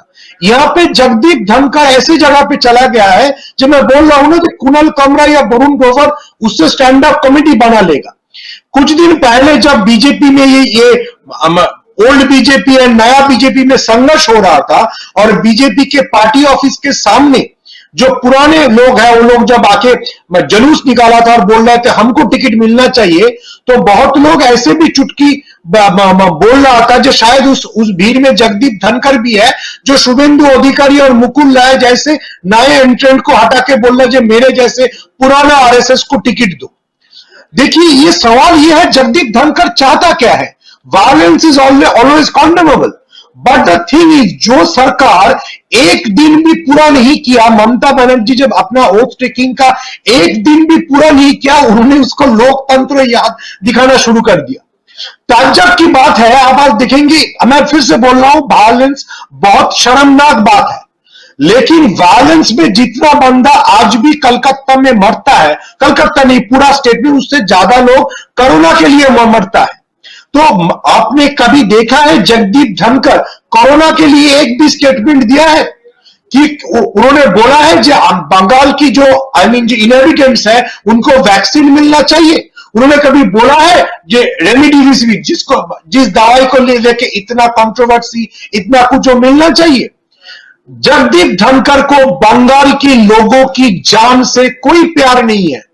वो वायलेंस के नाम से सिर्फ एक ही बात करना चाहता है, क्योंकि वो बीजेपी यहां पे हार गया है, इसीलिए वो एक इलेक्टेड गवर्नमेंट को जितना उसको हो सकता है उसको ट्रबल में डाल सकता है। मैं आपको याद दिला दे रहा हूं, जब शीतलकुची में वहां पे भी फायरिंग में 5 बंदा मर गया था, उस वक्त जगदीप धनखड़ के सामने से एक स्टेटमेंट नहीं आया। मैं अपने एक आर्टिकल में लिखा था ये जो शीतलकुची का इंसिडेंट था जहां पे सीआरपीएफ के फायरिंग में 4 बोलना नहीं चाहिए लेकिन 4 माइनॉरिटीज मर गए थे। ये इंडियन पॉलिटिक्स के जॉर्ज फ्लॉयडियन मूवमेंट, जैसे जॉर्ज फ्लॉयड की डेथ के बाद पूरा अमेरिका के पॉलिटिक्स में ब्लैक लाइव्स मैटर मूवमेंट चला आया। मैं बोला बंगाल के लोगों को फिर से लगा कि मुसलमान की जान खतरे में है, और इसको बचाने के लिए जो भद्रलोक बंगाली है और जो हिंदू बंगाली है, सब लोग एक साथ आ गए। लेकिन उस वक्त ये जगदीप धनखड़ कहां पे था? उस वक्त जगदीप धनखड़ के बाद से आपने एक बार सुना था? He is not bothered about the life of the Bengali people. He is only bothered about how to destabilize or how to harass any elected government. और प्रशांत जी के बाद बिल्कुल बात है, यही बीजेपी का तरीका है। आप अगर महाराष्ट्र में देखेंगे, केशियारी, मैं जिसको बहुत अच्छी तरह से पहचानता हूं क्योंकि उत्तराखंड का आरएसएस का लीडर था, उन्होंने महाराष्ट्र में उद्धव ठाकरे को इतना परेशान किया जब बीच बीच में लग रहा था जो देवेंद्र फडणवीस नहीं, वो केशियारी जी बीजेपी का लीडर है वहां पे। उनका चिट्ठी याद कीजिए, कोरोना के फर्स्ट फेज में उन्होंने चिट्ठी लिख के, और पालघाट के इंसिडेंट के बाद उन्होंने क्या कहा था उद्धव ठाकरे के बारे में। प्रशांत जी इज बिल्कुल राइट। दीज आरएसएस गाय, ये जो आरएसएस के जो कार्यकर्ता है, इन लोगों को पता नहीं है कि भारत की संविधान क्या कहता है। इन लोगों को पता नहीं है भारत की संविधान सबको एक तरीके से देखने के लिए बोलता है। It is unfortunate. It is a very unfortunate for the Indian democracy. But thanks आपके पास जो मैसेज भी आ रहा था, मेरे को सुनाई दे रहा था राजीव जी, जे कुछ बंदे तो ऐसे हैं जो ये गोदी मीडिया से निकाल के ये बात सामने रहा है। देखिए, हमारे यहाँ पे सबसे बड़ा अभी प्रॉब्लम क्या है? कोरोना का प्रॉब्लम है। हमारे पास ऑक्सीजन का घाटा है, हमारे पास दवाई का घाटा है। उसलिए राज्यपाल महामहिम जगदीप धनखड़ कुछ नहीं बोलते, कुछ चिट्ठी नहीं लिखते, उसका सारा दिन एक ही तरीका रहता है। और मैं आपको याद दिला दूं, ये जगदीप धनखड़ वो गवर्नर है जब ममता बनर्जी ने 2 साल पहले उसको हमारे यहाँ पे पूजा के टाइम में कार्निवाल होता है, उस कार्निवल में चीफ गेस्ट के तरीके से इनवाइट किया। वो 2 दिन चले आने के बाद 2 दिन बाद बोला मेरे को वहां पे इंसल्ट किया गया था। अरे आपको एक कार्निवल में बुलाया गया, आपको चीफ गेस्ट स्टेज में बैठा रहा, आपको कैसे इंसल्ट किया? ये उसका आदत है। This is a very sorry state of affairs. I am very particular about that. Prashant ji ने बहुत अच्छा बताया। कांग्रेस के टाइम में भी गवर्नर को लेके बहुत प्रॉब्लम हुआ। मेरे को अभी भी याद है, झारखंड में शिवतेरा जी गवर्नर था, वहां पे गवर्नमेंट कांग्रेस ने गिरा दिया था। लालकृष्ण आडवाणी ने पूरा लोगों को लाके दिल्ली में परेड करवाया था। लेकिन आजकल के दिन में परेड करवाने से भी क्या फायदा? आपको मालूम है हेमंत बिश्व शर्मा एक के बाद एक नॉर्थ ईस्ट में कैसे गवर्नमेंट को तोड़ा? ये सारा ये गवर्नर को हाथ में लेके गोवा में कैसे गवर्नमेंट बना? गोवा में क्यों कांग्रेस और एमजीपी का गवर्नमेंट बन नहीं पाया? क्योंकि बीजेपी का गवर्नर दूसरा कुछ सोचता है। बंगाल में भी अभी लगता है जो गवर्नर का सबसे बड़ा ये कोशिश है कि कैसे एक इलेक्टेड गवर्नमेंट को हैरस किया जाए, कैसे उसको ट्रबल दिया जाए। उन्होंने please we have to understand, उन्होंने जब ममता जी को चोट लगा, ममता जी बोला कॉन्स्पिरेसी है छोड़ दीजिए, लेकिन एक वुमेन पॉलिटिशियन को चोट लगा, जगदीप धनखड़ से एक ट्वीट भी नहीं आया। बाद में जब ममता जी ने हॉस्पिटल पहुंचा, वो देखने के लिए पहुंच गया। ये उसका आदत है। This is a problem of Jagdeep Dhankhar. Rajiv ji ji बहुत ही विस्तार से और बहुत शानदार ढंग से आपने अपनी बात रखी मिस्टर सुमन भट्टाचार्य ने। और अब सीधे थोड़ी सी दूसरी चर्चा ये भी करना चाहूंगा, जब कांग्रेस की बात हो रही है और कांग्रेस के काल की बात अभी सुमन जी बता भी रहे थे, और इस वक्त कांग्रेस जहां हाशिए पे है हम सब जान रहे हैं, खासकर पश्चिम बंगाल में जो एक भी सीट नहीं मिली है, इसकी चिंता कांग्रेस को है। आज सीडब्ल्यूसी की बैठक हुई है और उस बैठक में सोनिया गांधी ने क्या कुछ कहा है, उसके कुछ पॉइंट्स हैं वो हम आपको दिखाना चाहेंगे। और उसके बाद कांग्रेस में अध्यक्ष पद की का चुनाव भी होना था, उस चुनाव को लेकर के भी क्या कुछ रहा है, इस पर भी चर्चा करेंगे। बातें बहुत हैं। सबसे पहले दिखाइए कि सोनिया गांधी ने क्या कुछ कहा है।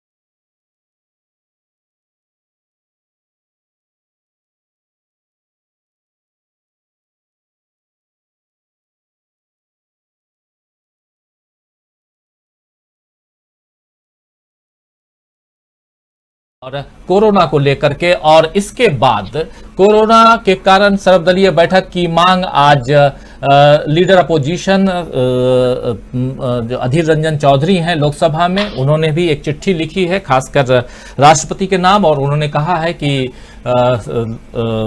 एक आप संसद का विशेष सत्र बुलाइए। उन्होंने ये भी कहा है। दूसरी तरफ मल्लिकार्जुन खड़गे ने कल चिट्ठी लिखी थी सर्वदलीय बैठक के लिए। आज सोनिया गांधी सर्वदलीय बैठक की बात कर रही हैं। इसके अलावा आप यहां नीचे आप देख भी रहे होंगे कि क्या कुछ कहा है। जो भी मैंने कहा, जो बता रहा था पढ़ करके, वही बातें आप स्क्रीन पे नीचे देख भी रहे होंगे बॉटम में। लेकिन सवाल ये उठता है कि जो अध्यक्ष पद के लिए जो चुनाव होना था, इस चुनाव में क्या कुछ हुआ, ये चुनाव क्यों नहीं हो रहा है। तो अध्यक्ष यानी कि सोनिया गांधी जो अभी कार्यकारी अध्यक्ष हैं कांग्रेस पार्टी की, और यह कहा गया था कि 15 जून तक अध्यक्ष पद का चुनाव करवा लिया जाए, लेकिन इसके लिए भी आज बात उठी और उसमें बात सीधी ये बनी कि चूंकि कोरोना का काल है और इस समय, इस महामारी के समय, हम किसी भी तरह के चुनाव से अपने आप को दूर रखें, और इस पर सबने अपनी सहमति जताई। लेकिन आते हैं सीधे आज की इस बैठक पे, सोनिया गांधी की बैठक पे। और दीपक जी, एक बार आपके पास आना चाहूंगा। देखिए, आपकी आवाज थोड़ी सी बीच बीच में कट जाती है, लेकिन कोशिश करूंगा कि आपकी आवाज हम तक आए और आपके विचार हमारे दर्शकों तक, हमारे साथियों तक जरूर जाए। सोनिया गांधी की बैठक अभी 2 दिन पहले भी बैठक हुई थी। उस बैठक में वो भी CWC की बैठक थी, उसमें भी इस महामारी को लेकर चिंता जताई गई थी। इनकी इंटरनल जो अध्यक्ष पद के लिए जो चुनाव है, उसको छोड़िए, वो जब करवाएंगे वो अलग है। अभी सोनिया गांधी कमान संभाल रही हैं, लेकिन अभी इस महामारी के दौर में और एक विपक्ष की भूमिका जो होती है, उस भूमिका में अगर मुझसे पूछें तो मैं देख रहा हूं कि कांग्रेस पार्टी सबसे आगे है, और उसमें भी यूथ कांग्रेस जो है वो बहुत ही आगे है। और यूथ कांग्रेस के जो अध्यक्ष हैं इस वक्त श्रीनिवास वी, वो जिस प्रकार हम लोग देख रहे हैं कि बाहर निकल करके और कोई भी मदद मांग रहा है, कल भी मैं इस बात की चर्चा कर रहा था कि कोई भी मदद मांग रहा है तो वो ये नहीं देखते हैं कि वो किस जात से, किस धर्म से है, किस पार्टी से है, किस समुदाय से है, और उसकी मदद करने के लिए यूथ कांग्रेस तत्पर है। ऐसे में कांग्रेस पार्टी पूरी की पूरी कोरोना को लेकर सर्वदलीय बैठक बुला रही है, लगातार सरकार को घेर रही है, लगातार सरकार को राहुल गांधी सलाह दे रहे हैं, ट्वीट करके और तमाम अलग अलग ढंग से बताने की कोशिश कर रहे हैं, लेकिन मोदी सरकार एक बात नहीं सुन रही है। और जब चिट्ठी भूतपूर्व प्रधानमंत्री लिखते हैं तो स्वास्थ्य मंत्री के द्वारा उसका जवाब दिलवाया जा रहा है। उस चिट्ठी का भी जवाब उस ढंग से दिया जा रहा है जैसे कि एक कटाक्ष हो, एक व्यंग्यात्मक लहजा हो। और ओवरऑल यहां जब हम महामारी के दौर से गुजर रहे हैं, देश जब आपदा ग्रस्त है, वैसे में जब आपको सबको एक साथ एक मंच पे आना चाहिए, उस समय आपको पार्टी और राजनीति से ऊपर उठ करके और जनता के हित की बात सोचनी चाहिए। आप यहां राजनीति कर रहे हैं, लेकिन कांग्रेस को यहां आप कहां पाते हैं दीपक जी? देखिए, तमाम कमजोरियों के बाद भी निभा रही है। अब देखिए कि जब से कोरोना का संकट शुरू हुआ है, तब से लगातार अगर सबसे कोई सक्रिय रहा है तो निश्चित रूप से राहुल है। कई जगह प्रियंका गांधी भी घूमे हैं और कई जगह गांधी ने भी इसके ऊपर बात की है। कुछ दिन पहले राहुल जी ने एक चिट्ठी भी लिखी, 2-3 पेज की शायद चिट्ठी थी, वो मनमोहन सिंह ने लिखी थी चिट्ठियां। तो निश्चित रूप से एक बेहतर काम कर रही है। और इस समय पूरे देश में अगर कोई पार्टी संगठित रूप से काम कर रही है, चाहे दोनों तरह से है, चाहे वो कोरोना में जो लोग फंसे हैं उनकी मदद हो या सरकार पर हमला करने की, क्योंकि विपक्ष के रूप में सरकार पर हमला करने या उसकी कमजोरियों को बताने का काम भी विपक्ष का है। अभी कुछ ही दिन पहले राहुल गांधी ने एक संदेश दिया था कि इस समय, ये समय राजनीति का नहीं है, लोगों को चाहिए, कांग्रेस जनों को चाहिए कि वो लोगों के पास जाए और सेवा करें। तो आज जो चुनाव भी जो डाला गया है वो उसी लाइन पर है, उसी पोजीशन में है। राजनीति होते हैं तो निश्चित रूप से मुझे लगता है कि ये एक सही भूमिका है। और पूरा देश भी इस समय जो देख रहा है, किसी एक पार्टी को देख रहा है। कम पार्टियां हैं जो किसी तरह का कोई काम करते हमें नजर आ रही हैं। आप देखिए कि राहुल गांधी के एक आह्वान बड़ा बहुत दुखद है कि आपकी आवाज अच्छी से आ नहीं पाती है और लगातार अब कल इसके बारे में थोड़ा प्लान करेंगे कि कैसे आपकी आवाज सही ढंग से आए हमारे दर्शकों तक, हम तक, ताकि आपके विचारों को हम ले पाए। लेकिन अमलेंदु जी, इन्हीं सवालों के साथ आपके पास आना चाहूंगा। कांग्रेस की रणनीति और इस कोरोना महाकाल में किस ढंग से आप देख रहे हैं, और खासकर CWC की बैठक पे चर्चा जरूरी इसलिए भी है क्योंकि ये एक स्पेशल बैठक थी और उस बैठक में ये जरूर कहा जा रहा था कि शायद चुनाव की तारीख जो है उसकी घोषणा ये लोग कर देंगे, लेकिन महामारी को हम लोग देख रहे हैं और महामारी में कांग्रेस ने भी अपने आप को चुनावी प्रक्रिया से बाहर रखा है। लेकिन निश्चित तौर पे मुझे लगता है कि जो ये आज का फैसला है CWC का, ये राहुल गांधी की उसी नीति पे आगे बढ़ करके है जो पश्चिम बंगाल के चुनाव के दौरान उन्होंने अपनी सारी सभाएं स्थगित कर दी थी कोरोना देखते हुए। तो जब आप एक विधानसभा चुनाव में अपनी रैलियां स्थगित कर सकते हैं, तो संगठन का चुनाव भी स्थगित करना जो है वो उसी रीति पे आगे बढ़ना है। और खासतौर पर ऐसे समय की जब अब स्थिति जो है उस समय से और ज्यादा गंभीर हो गई है। अब तो कोरोना जो है वो गांव-गांव तक फैल गया है और बहुत बुरी स्थिति जो है पूरे देश भर के अंदर है। तो ऐसे में चुनाव का कोई मतलब भी नहीं, चाहे वो सांकेतिक चुनाव हो या चाहे वो किसी तरीके का चुनाव हो। अगर ऐसे में सांकेतिक चुनाव हो तो फिर ये सवाल उठते कि आप जो है ये नौटंकी कर रहे हैं कुल मिलाकर के।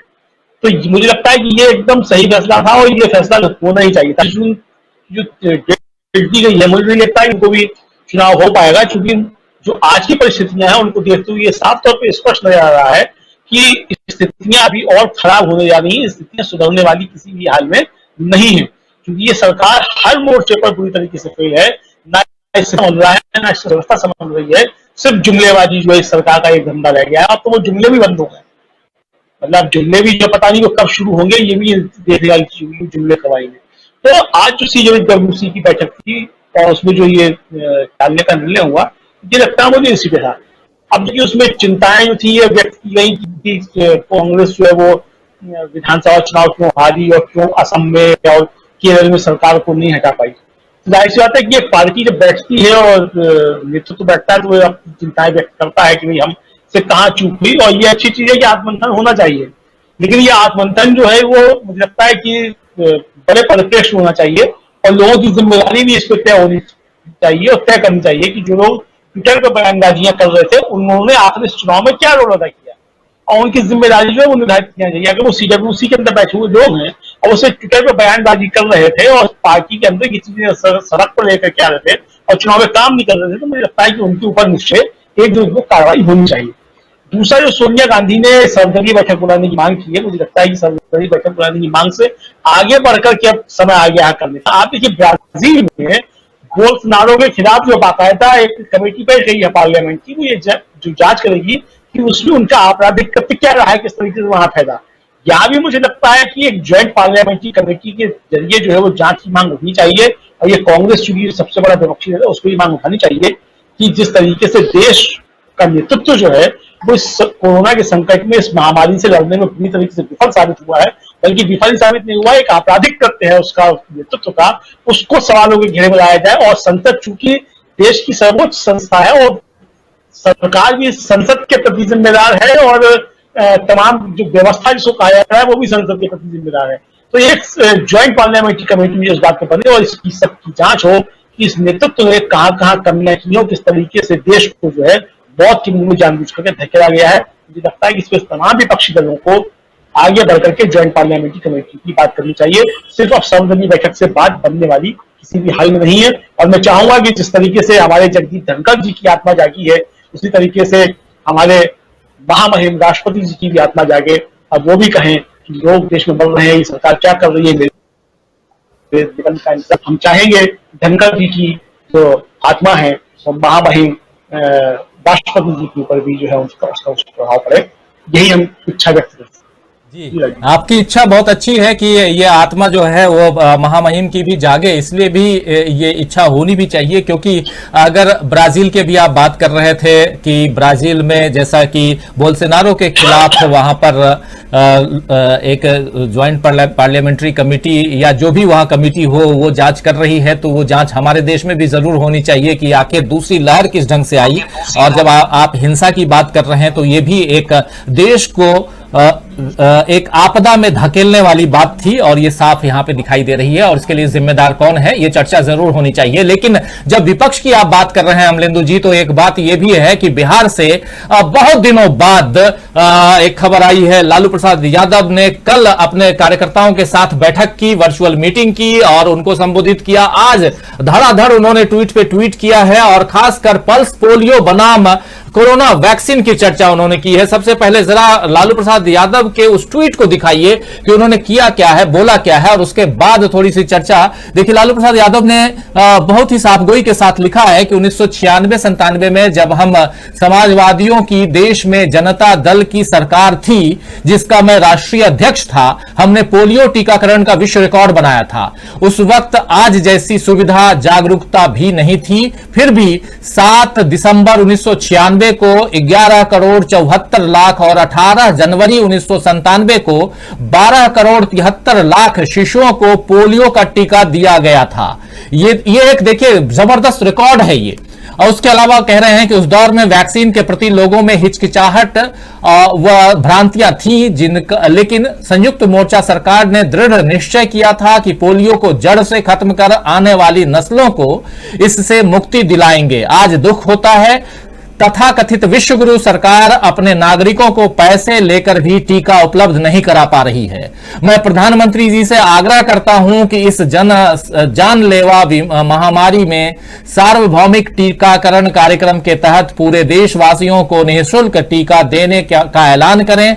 राज्य और केंद्र की कीमत अलग अलग नहीं होना चाहिए। ये केंद्र की जिम्मेदारी है कि प्रत्येक नागरिक का समुचित टीकाकरण मुफ्त में हो। ये बहुत रिमार्केबल बात एक विपक्ष का नेता, और खासकर आप जान रहे हैं कि लालू प्रसाद यादव का जेल से बाहर रहना बिहार की राजनीति में क्या कुछ कर सकता है और देश की राजनीति में क्या कुछ कर सकता है, ये बात हम सब अच्छी तरह से जानते हैं। लालू प्रसाद यादव कल से बहुत ही एक्टिव मोड में नजर आ रहे हैं, और खासकर वैक्सीन को लेकर के, उसके अलावा अपने कार्यकर्ताओं को भी संबोधित करके उनमें जन जागरूकता पैदा करना, और इस कोरोना महामारी के दौर में लोगों को कैसे एकत्र करना, लोगों को कैसे जागरूक करना, ये उन्होंने सलाह दी है अपने कार्यकर्ताओं को। लेकिन साथ साथ जब पल्स पोलियो की बात आती है तो हम प्रदीप जी एक बार फिर से आपके पास आना चाहूंगा।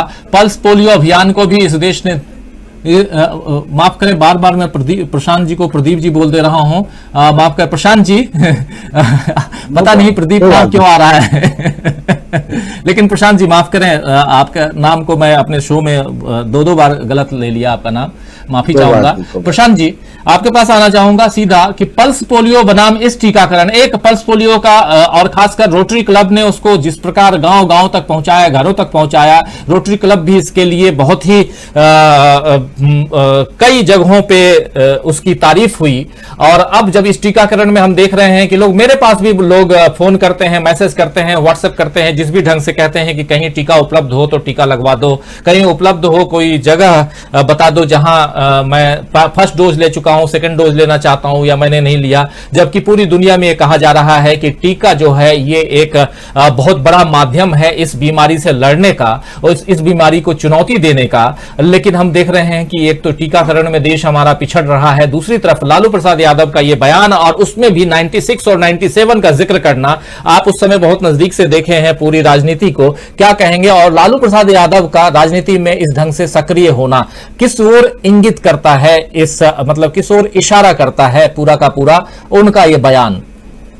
जी, मैंने लालू जी का बयान पढ़ा और कल उनका एक वीडियो का छोटा सा संदेश भी देखा, काफी वो कमजोर लग रहे थे।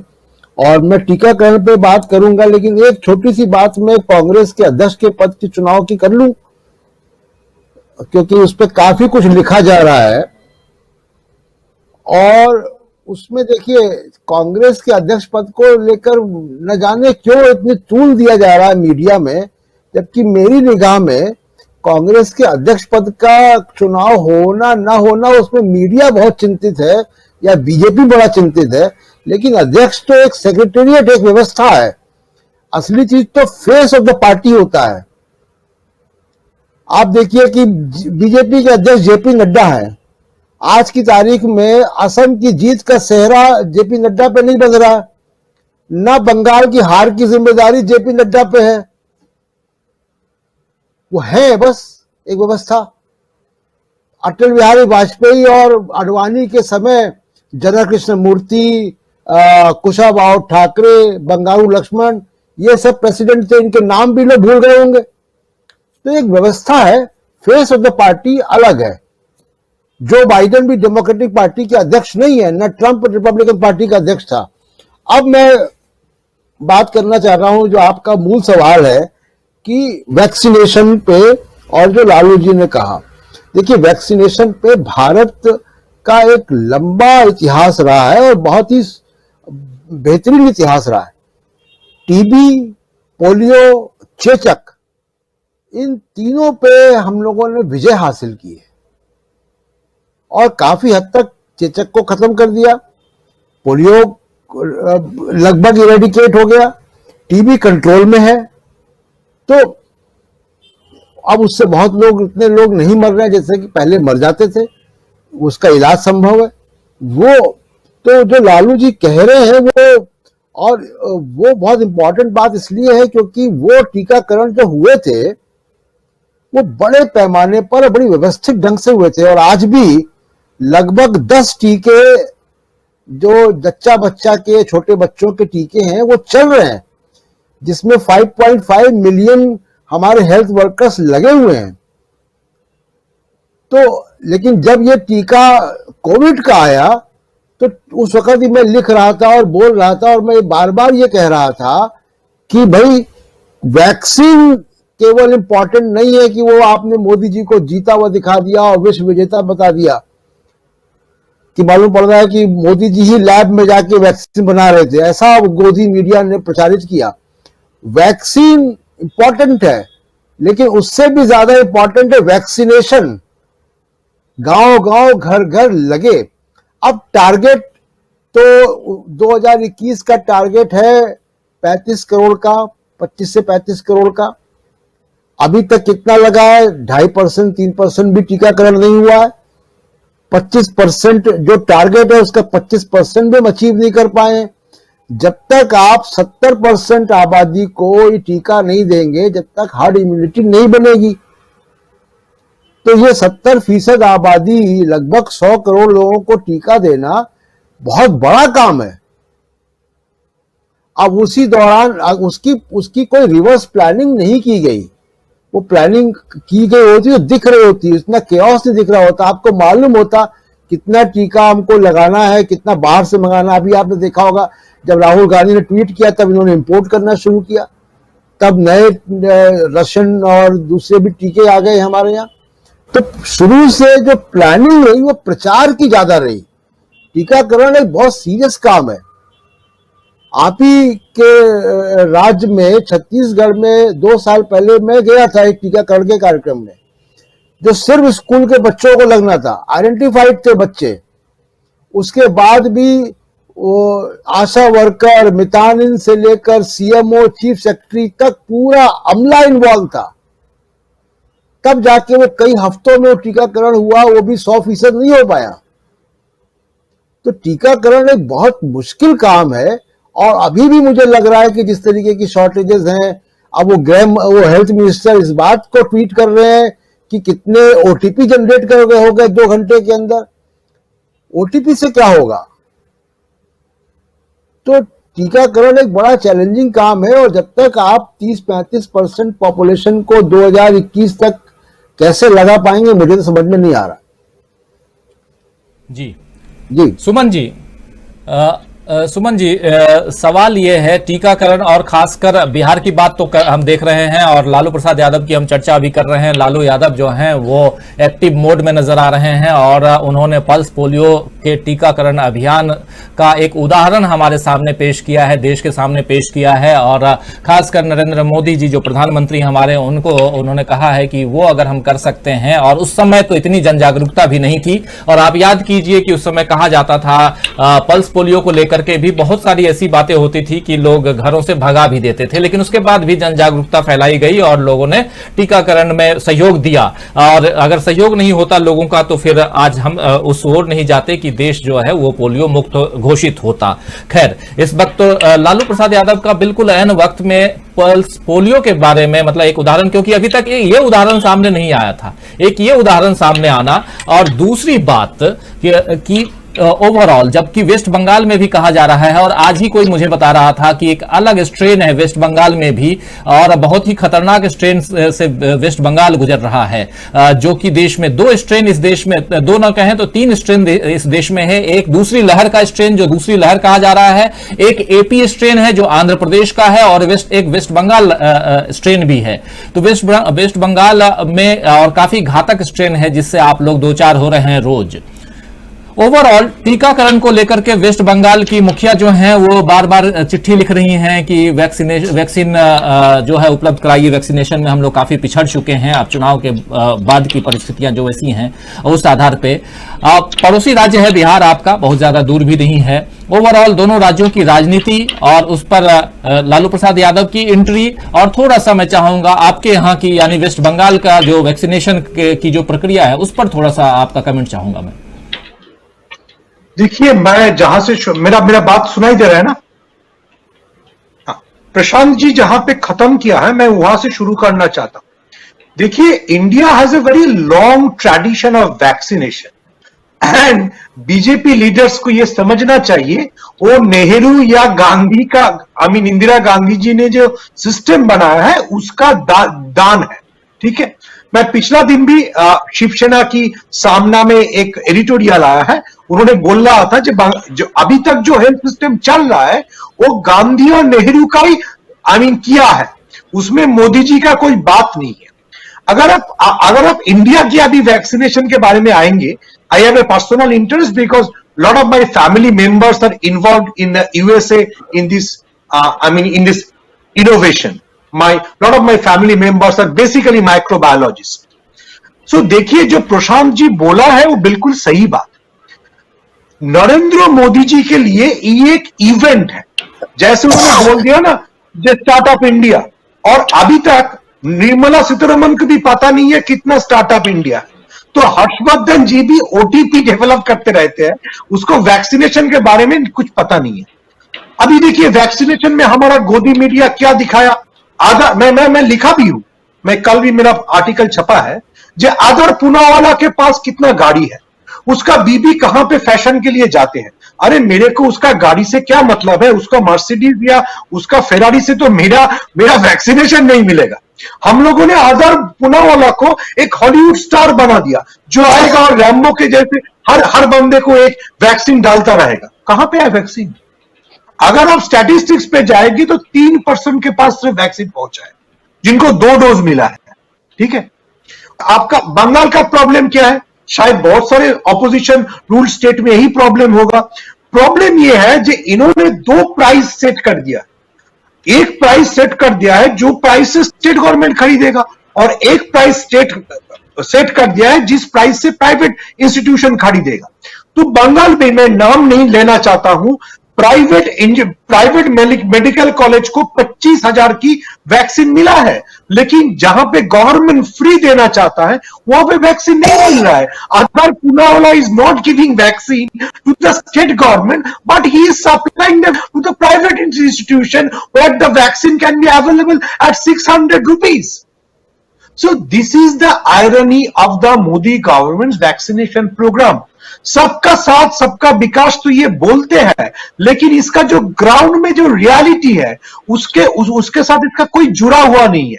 आप अगर देखेंगे, इस लालू जी ने बिल्कुल ठीक कहा है, लालू जी ने क्या कहा है, हम लोगों ने पाल्स पोलियो को ओवरकम किया, जहां पे बहुत प्रेशर था, जहां पे मुसलमानों में ये भी अफवाह था कि ये पाल्स पोलियो लेने से बच्चे मर जाएंगे, लेकिन एनजीओ को इन्वॉल्व किया, कैंपेन चला, एक आप जो बोल रहे जन जागरूक वो किया गया और पाल्स पोलियो ने हम लोगों ने सक्सेसफुल हुआ। लेकिन यहां पे हम लोग क्यों सक्सेसफुल नहीं हो रहा है? बिल्कुल प्रशांत जी ने ठीक बात बोला है। पहला तो हमारे ये जो गवर्नमेंट है, ये गवर्नमेंट का सिर्फ इवेंट मैनेजमेंट चलता है। मोदी जी जहां पे जाता है, मोदी जी अगर हिमालय में भी जाता है, वहां पे भी 4 कैमरा रहता है। अरे हम लोगों को कैमरा नहीं चाहिए, हम लोगों को वैक्सीन चाहिए। और बताओ जो वैक्सीन का प्रोडक्शन क्या है। इससे पहले अमरेंदु जी ने भी जो बोल रहा था वो बहुत ठीक बात बोला। जब राहुल गांधी ने ट्वीट कर दिया तो तुरंत हम लोगों ने स्पुतनिक जो रशिया का वैक्सीन है उसको इंपोर्ट करना शुरू कर दिया। अरे तुम राजनाथ सिंह को 2 बार भेजे हुए हैं मॉस्को में, जहां जब चाइना के साथ हमारा बॉर्डर क्राइसिस चल रहा था, तो उसी राजनाथ को जी को भेजो और भेज के पुतिन के पास से स्पुतनिक लाओ। हम नहीं लाएंगे, क्योंकि हमारे यहां पे जो प्रॉब्लम है, यहां पे वैक्सीन में भी एक पॉलिटिक्स है। पहले तो अपना जो रूल स्टेट है, आपका छत्तीसगढ़ को भी नहीं मिलेगा, हमारा बंगाल को भी नहीं मिलेगा। जहां पे बीजेपी गवर्नमेंट है वहां पे मिलेगा। आप अगर वैक्सीन और दवाई के बारे में देखेंगे, ये जो रेमडेसिविर जो दवाई है, जिसके लिए हम लोग आज भी बंगाल की सारे चैनल में स्टोरी है कि 16,000 रुपए में रेमडेसिविर कलकत्ता में सेल हो रहा है। आपको याद होगा ये रेमडेसिविर बॉम्बे में एक दवाई के कंपनी स्टोर करके रखा था। जब मुंबई के शिवसेना गवर्नमेंट ने उसमें छापा डाला, उस दवाई के कंपनी को बचाने के लिए खुद देवेंद्र फडणवीस पहुंच गया और बोलने लगा कि हम लोगों ने सोचा था ये बीजेपी पार्टी ऑफिस से रेमडेसिविर डिस्ट्रीब्यूट होगा। क्या बीजेपी पार्टी ऑफिस क्या दवाई डिस्ट्रीब्यूट करने के लिए लगा हुआ है? उन लोगों को इतना भी शर्म नहीं है, इतना भी सोच नहीं है जे कौन सा काम गवर्नमेंट के लिए है, कौन सा काम गवर्नमेंट के लिए नहीं है। हमारा बंगाल में आप बिल्कुल ठीक बोले हैं कि हम एक स्ट्रेन से बहुत बहुत परेशान हैं और ये स्ट्रेन इतना खतरनाक है, ये बांग्लादेश में पहुंच गया और बांग्लादेश में दोनों बंदे को मार डाला। इसलिए बांग्लादेश यस्टरडे से फिर से 14 दिन के लिए बॉर्डर सील कर दिया। लेकिन ये स्ट्रेन को कंट्रोल करने के लिए हमको ज्यादा वैक्सीन चाहिए। ममता गवर्नमेंट ने पहले पावर में आने से ही पहले ममता जी ने बोला था जो वो 1 कोटी वैक्सीन, 1 करोड़ की वैक्सीन वो पैसा देके खरीदेगा। लेकिन द ग्रेट आदर Poonawalla, the Hollywood star of the vaccination of India, he is not supplying, he is not giving to any state government because he is more eager to sell it to the private institution। और जो बेसरकारी प्रतिष्ठान है, जो जिससे उसको ज्यादा पैसा मिलेगा वहां पे बेच रहा है। तो हमारे पास पहला प्रॉब्लम हमारे पास है, हमारे पास वैक्सीन नहीं है। हमारे पास दूसरा प्रॉब्लम है, हमारे पास रेमडेसिविर नहीं है। और तीसरा प्रॉब्लम जो अभी तक शायद दिल्ली जैसे खतरनाक सिचुएशन में नहीं गया है, वो हमारे पास ऑक्सीजन भी नहीं है। हमारा स्टेट में जो ऑक्सीजन का जो प्रोडक्शन है उससे भी दिल बाहर भागना पड़ रहा है एंड दैट इज ऑफुल। हमारा पर डे का रिक्वायरमेंट है कम से कम 470 मेट्रिक टन का। हमारा प्रोडक्शन है 700 मेट्रिक टन का, लेकिन अभी तक बंगाल गवर्नमेंट को सिर्फ 250 मेट्रिक टन मिल रहा है। Is it not injustice? आप देखेंगे ये जो हेल्थ मिनिस्टर है हर्षवर्धन जी, जो बहुत अच्छा डॉक्टर है, लेकिन वो हेल्थ के बारे में कुछ नहीं बोलता है। और बहुत चिंता की बहुत कुछ बात है। ये हर्षवर्धन जी रामदेव जी की एक दवाई जो कोवोनिल था उसका इनोग्रेशन में चल गया। तो अभी जब देश में सेकेंड वेव चल रहा है, तब ये मोदी जी का इतना बड़ा दोस्त अमित शाह का प्यारा रामदेव जी आके क्यों नहीं हम लोगों को कोवोनिल से सारे लोगों को मिरामत कर दे रहे हैं? ये लोग पहले तो झूठ बात बोलता है, दूसरा बहुत बड़ा बात है ये लोग मैनेजमेंट में इतना खराब है। मेरा 30 साल का जर्नलिज्म में मैं चंद्रशेखर का सेंट्रल गवर्नमेंट देखा हूं जहां पे मेजोरिटी नहीं था, लेकिन उसका भी कुछ विल था। यहां पे कोई विल ही नहीं है, सारा दिन इवेंट मैनेजमेंट चलता है। मैनेजमेंट, और बिल्कुल सही आपने नाम लिया कि इवेंट मैनेजमेंट चलता है। और ये जब हम देख रहे हैं कि चाहे वो 5 राज्यों के चुनाव हो, चाहे उसके बाद की पूरी परिस्थितियां हो, और उस बीच में कोरोना जिस प्रकार इस देश में फैला बढ़ा, ये जो बीमारी जिस प्रकार से चारों तरफ फैल गई, ये हम सब जान रहे हैं। और कई लोग इससे बहुत ही बुरी तरह से प्रभावित होते रहे हैं। हमारे साथ बहुत सारे साथी जुड़े हुए हैं, लगातार कमेंट लिख रहे हैं, और खासकर एक साथी ये लिख रहे थे, अभी मैं देखना चाहूंगा, नाम थोड़ा मैं लेना जरूर चाहूंगा। लिख रहे थे कि बिहार में तो इनकी सरकार आ गई और उस समय वादा किया था बिहार में कि मुफ्त में हम आपको वैक्सीन लगाएंगे। मोहिबुल इसके कहना है कि जो बिहार में बीजेपी सरकार बोली थी कि फ्री में वैक्सीन देगी, उसके लिए क्या हुआ, ये भी एक सवाल है। बिल्कुल इस सवाल पे चर्चा होनी चाहिए। फिर वंदना राठौर लगातार हमारे साथ बनी हुई हैं, जो लिख रही हैं super point mister Bhattacharya, seamless Modi and mister Adar Poonawalla. अब अदार पूनावाला जी जो हैं वो सीधे चले गए हैं लंदन, और वहां पर यूके गवर्नमेंट के साथ उन्होंने शानदार कॉन्ट्रैक्ट किया है, और उनको अब हो सकता है वहीं फैक्ट्री लगाएं और उनको वो वैक्सीन वहां उपलब्ध कराएंगे। लेकिन उनको ये भी चिंता करनी चाहिए कि भारत का क्या होगा। ये खबर है, ये आपको मैं बता रहा हूं, आप सबको बता रहा हूं कि अदार पूनावाला इस समय सपरिवार इंग्लैंड में बैठे हुए हैं, और भारत की चिंता प्रधानमंत्री पे छोड़ दिए हैं, जो खुद की चिंता करते हैं। संगत है जबरदस्त, सुमन जी कह रहे हैं। जयदीप पटेल भी हमारे साथ हैं। फिर बड़ी यूनुस हमारे साथ हैं, जो राजीव गांधी जिंदाबाद लिख रहे हैं। राहुल गांधी, राजीव गांधी, ठीक है। कुलदीप बराला जी हैं। फिर सत्यनारायण अहमद हैं, जो अग्रवाल, माफ करें, सत्यनारायण अग्रवाल, जो कह रहे हैं मोदी जी, एक मिनट, कहीं ऊपर, हाँ, सत्यनारायण अग्रवाल हमारे साथ। फिर उसके अलावा असलम चिश्ती भी लगातार, असलम चिश्ती का कहना है 7 साल पहले इतना पैसा था जब सबको 15-15 लाख देने की बात हो रही थी, और आज खैरात मांगने की नौबत आ गई। उषा किंदू का कहना, हमारे भारत देश के किसानों, जय जवान जय किसान, किसानों की बात भी करेंगे आने वाले समय में। कई लोग बोलते भी हैं कि किसानों की बात आप नहीं करते हैं।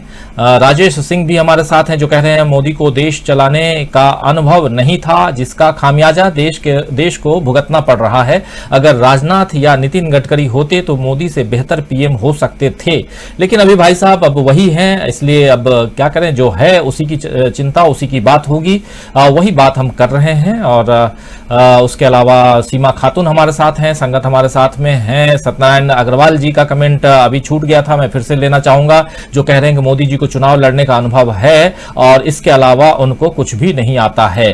चुनाव बड़ी ईमानदारी के साथ मोदी जी लड़ते हैं, ये बात तो आप सब जानते हैं। राजेश तादस्कर भी हमारे साथ में, जो कह रहे हैं मोदी जी को घेरने से कुछ नहीं होना होगा, बेशर्म को कभी शर्म आई है, उल्टा कभी पानी से भरता है, उल्टा घड़ा कभी पानी से भरता है क्या? बिल्कुल सही सवाल है। थोड़ा सा इंग्लिश रोमन में जो लिखा होता है उसको थोड़ा पढ़ना मुश्किल कई बार हो जाता है। असलम भी हमारे साथ में, राम किशुन यादव भी हमारे साथ में, सीमा खातून, बड़ी यूनुस, सैयद कौसर हमारे साथ बने हुए हैं। तमाम साथी जो हमारे साथ बने रहे, रफीक पूनावाला भी हैं, जो कह रहे हैं राजीव जी बंगाल में बीजेपी हारी है तो अब राज्यपाल का सहारा लेकर राष्ट्रपति शासन लगाना चाहती है, तो आपकी क्या राय है? अभी तो राष्ट्रपति शासन की बात ही नहीं हो सकती है वहां पे। और दूसरी बात यह है, इतना याद जरूर रखिए कि बंगाल का चुनाव बीजेपी हारी नहीं है, बल्कि ममता बनर्जी ने बीजेपी को हरा दिया है। ये बात इसलिए, दोनों में बहुत फर्क है, दोनों सेंटेंस में।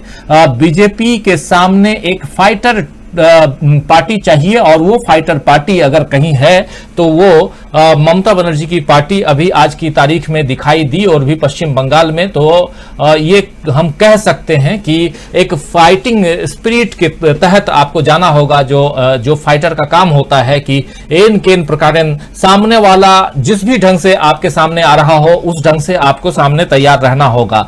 आप अगर सामने वाला दुश्मनी करे और आप प्रेम की भाषा में बात करते रहिए तो ये संभव नहीं है। भारत और चीन के बीच में भी आप देखिए, मुठभेड़ की खबर उस समय में भी आई थी। तो कहीं ना कहीं राजनीति में जो कहते हैं साम दाम दंड भेद, ये अपनाना होगा और ये बात कांग्रेस को भी समझनी होगी। सत्यनारायण अग्रवाल जी कह रहे हैं ये आसुरी पार्टी बंगाल में बुरी तरह से हार गई है, इन्हें ईवीएम ने भी मदद नहीं की, अब खिसियाकर प्रचंड बहुमत की सरकार को राष्ट्रपति शासन लगाकर उलटना चाहती है। सैयद कौसर भी हमारे साथ में, असलम भी हैं, आत्माराम पचलासिया है जो कह रहे हैं समस्त चैनल वाले मोदी योगी राजनीति करने वालों, कुछ तो देश की जनता के बारे में सोचो जिसकी वजह तुम संसद में बैठक हो, जनता तुम्हें नहीं छोड़ेगी। बिल्कुल सही कह रहे हैं। तस्लीम खान भी हैं जो कह रहे हैं एक नारी सब पर भारी, इरशाद आलम भी हैं, फिर मोहम्मद राघिब आलम भी हैं और मोहम्मद हतीम अंसारी, इरशाद आलम, संगत तमाम साथियों, आप लोग हमारे साथ लगातार बने रहे इस कार्यक्रम में। लेकिन सबसे पहले मैं धन्यवाद देना चाहता हूं अपने तमाम साथियों का, वरिष्ठ पैनलिस्ट जो हमारे साथ अभी बने रहे। प्रशांत टंडन जी आपको बहुत बहुत धन्यवाद देता हूं। सुमन भट्टाचार्य जी आपको, आप सीधे कलकत्ता से हमारे साथ जुड़े रहे पूरे 1.5 घंटे के इस कार्यक्रम में। हालांकि प्रोग्राम 1 घंटे का होता है लेकिन चर्चा इतनी अच्छी होने लगी कि ये आधा घंटा खुद ब खुद समय बढ़ गया। और डॉक्टर दीपक पाचपोर जी, आपके वक्तव्य, आपके बयान, आपके कमेंट्स उतना नहीं ले पाया, आवाज थोड़ी सी आपकी उस ढंग से आ रही थी, लेकिन कल कोशिश करेंगे कि आपकी आवाज जो है वो बिल्कुल क्लियर आए और इस तकलीफ को थोड़ा दूर करेंगे। और आपको बहुत बहुत धन्यवाद डॉक्टर दीपक पाचपोर जी कि आप लगातार 1.5 घंटे तक बने रहे। और अमलिंदु उपाध्याय जी आपको भी बहुत बहुत धन्यवाद, बहुत शुक्रिया आप सबका कि आप लोग इस पूरे कार्यक्रम के दौरान हमारे साथ बने रहे, अपने विचारों से अवगत कराया हमारे साथियों को।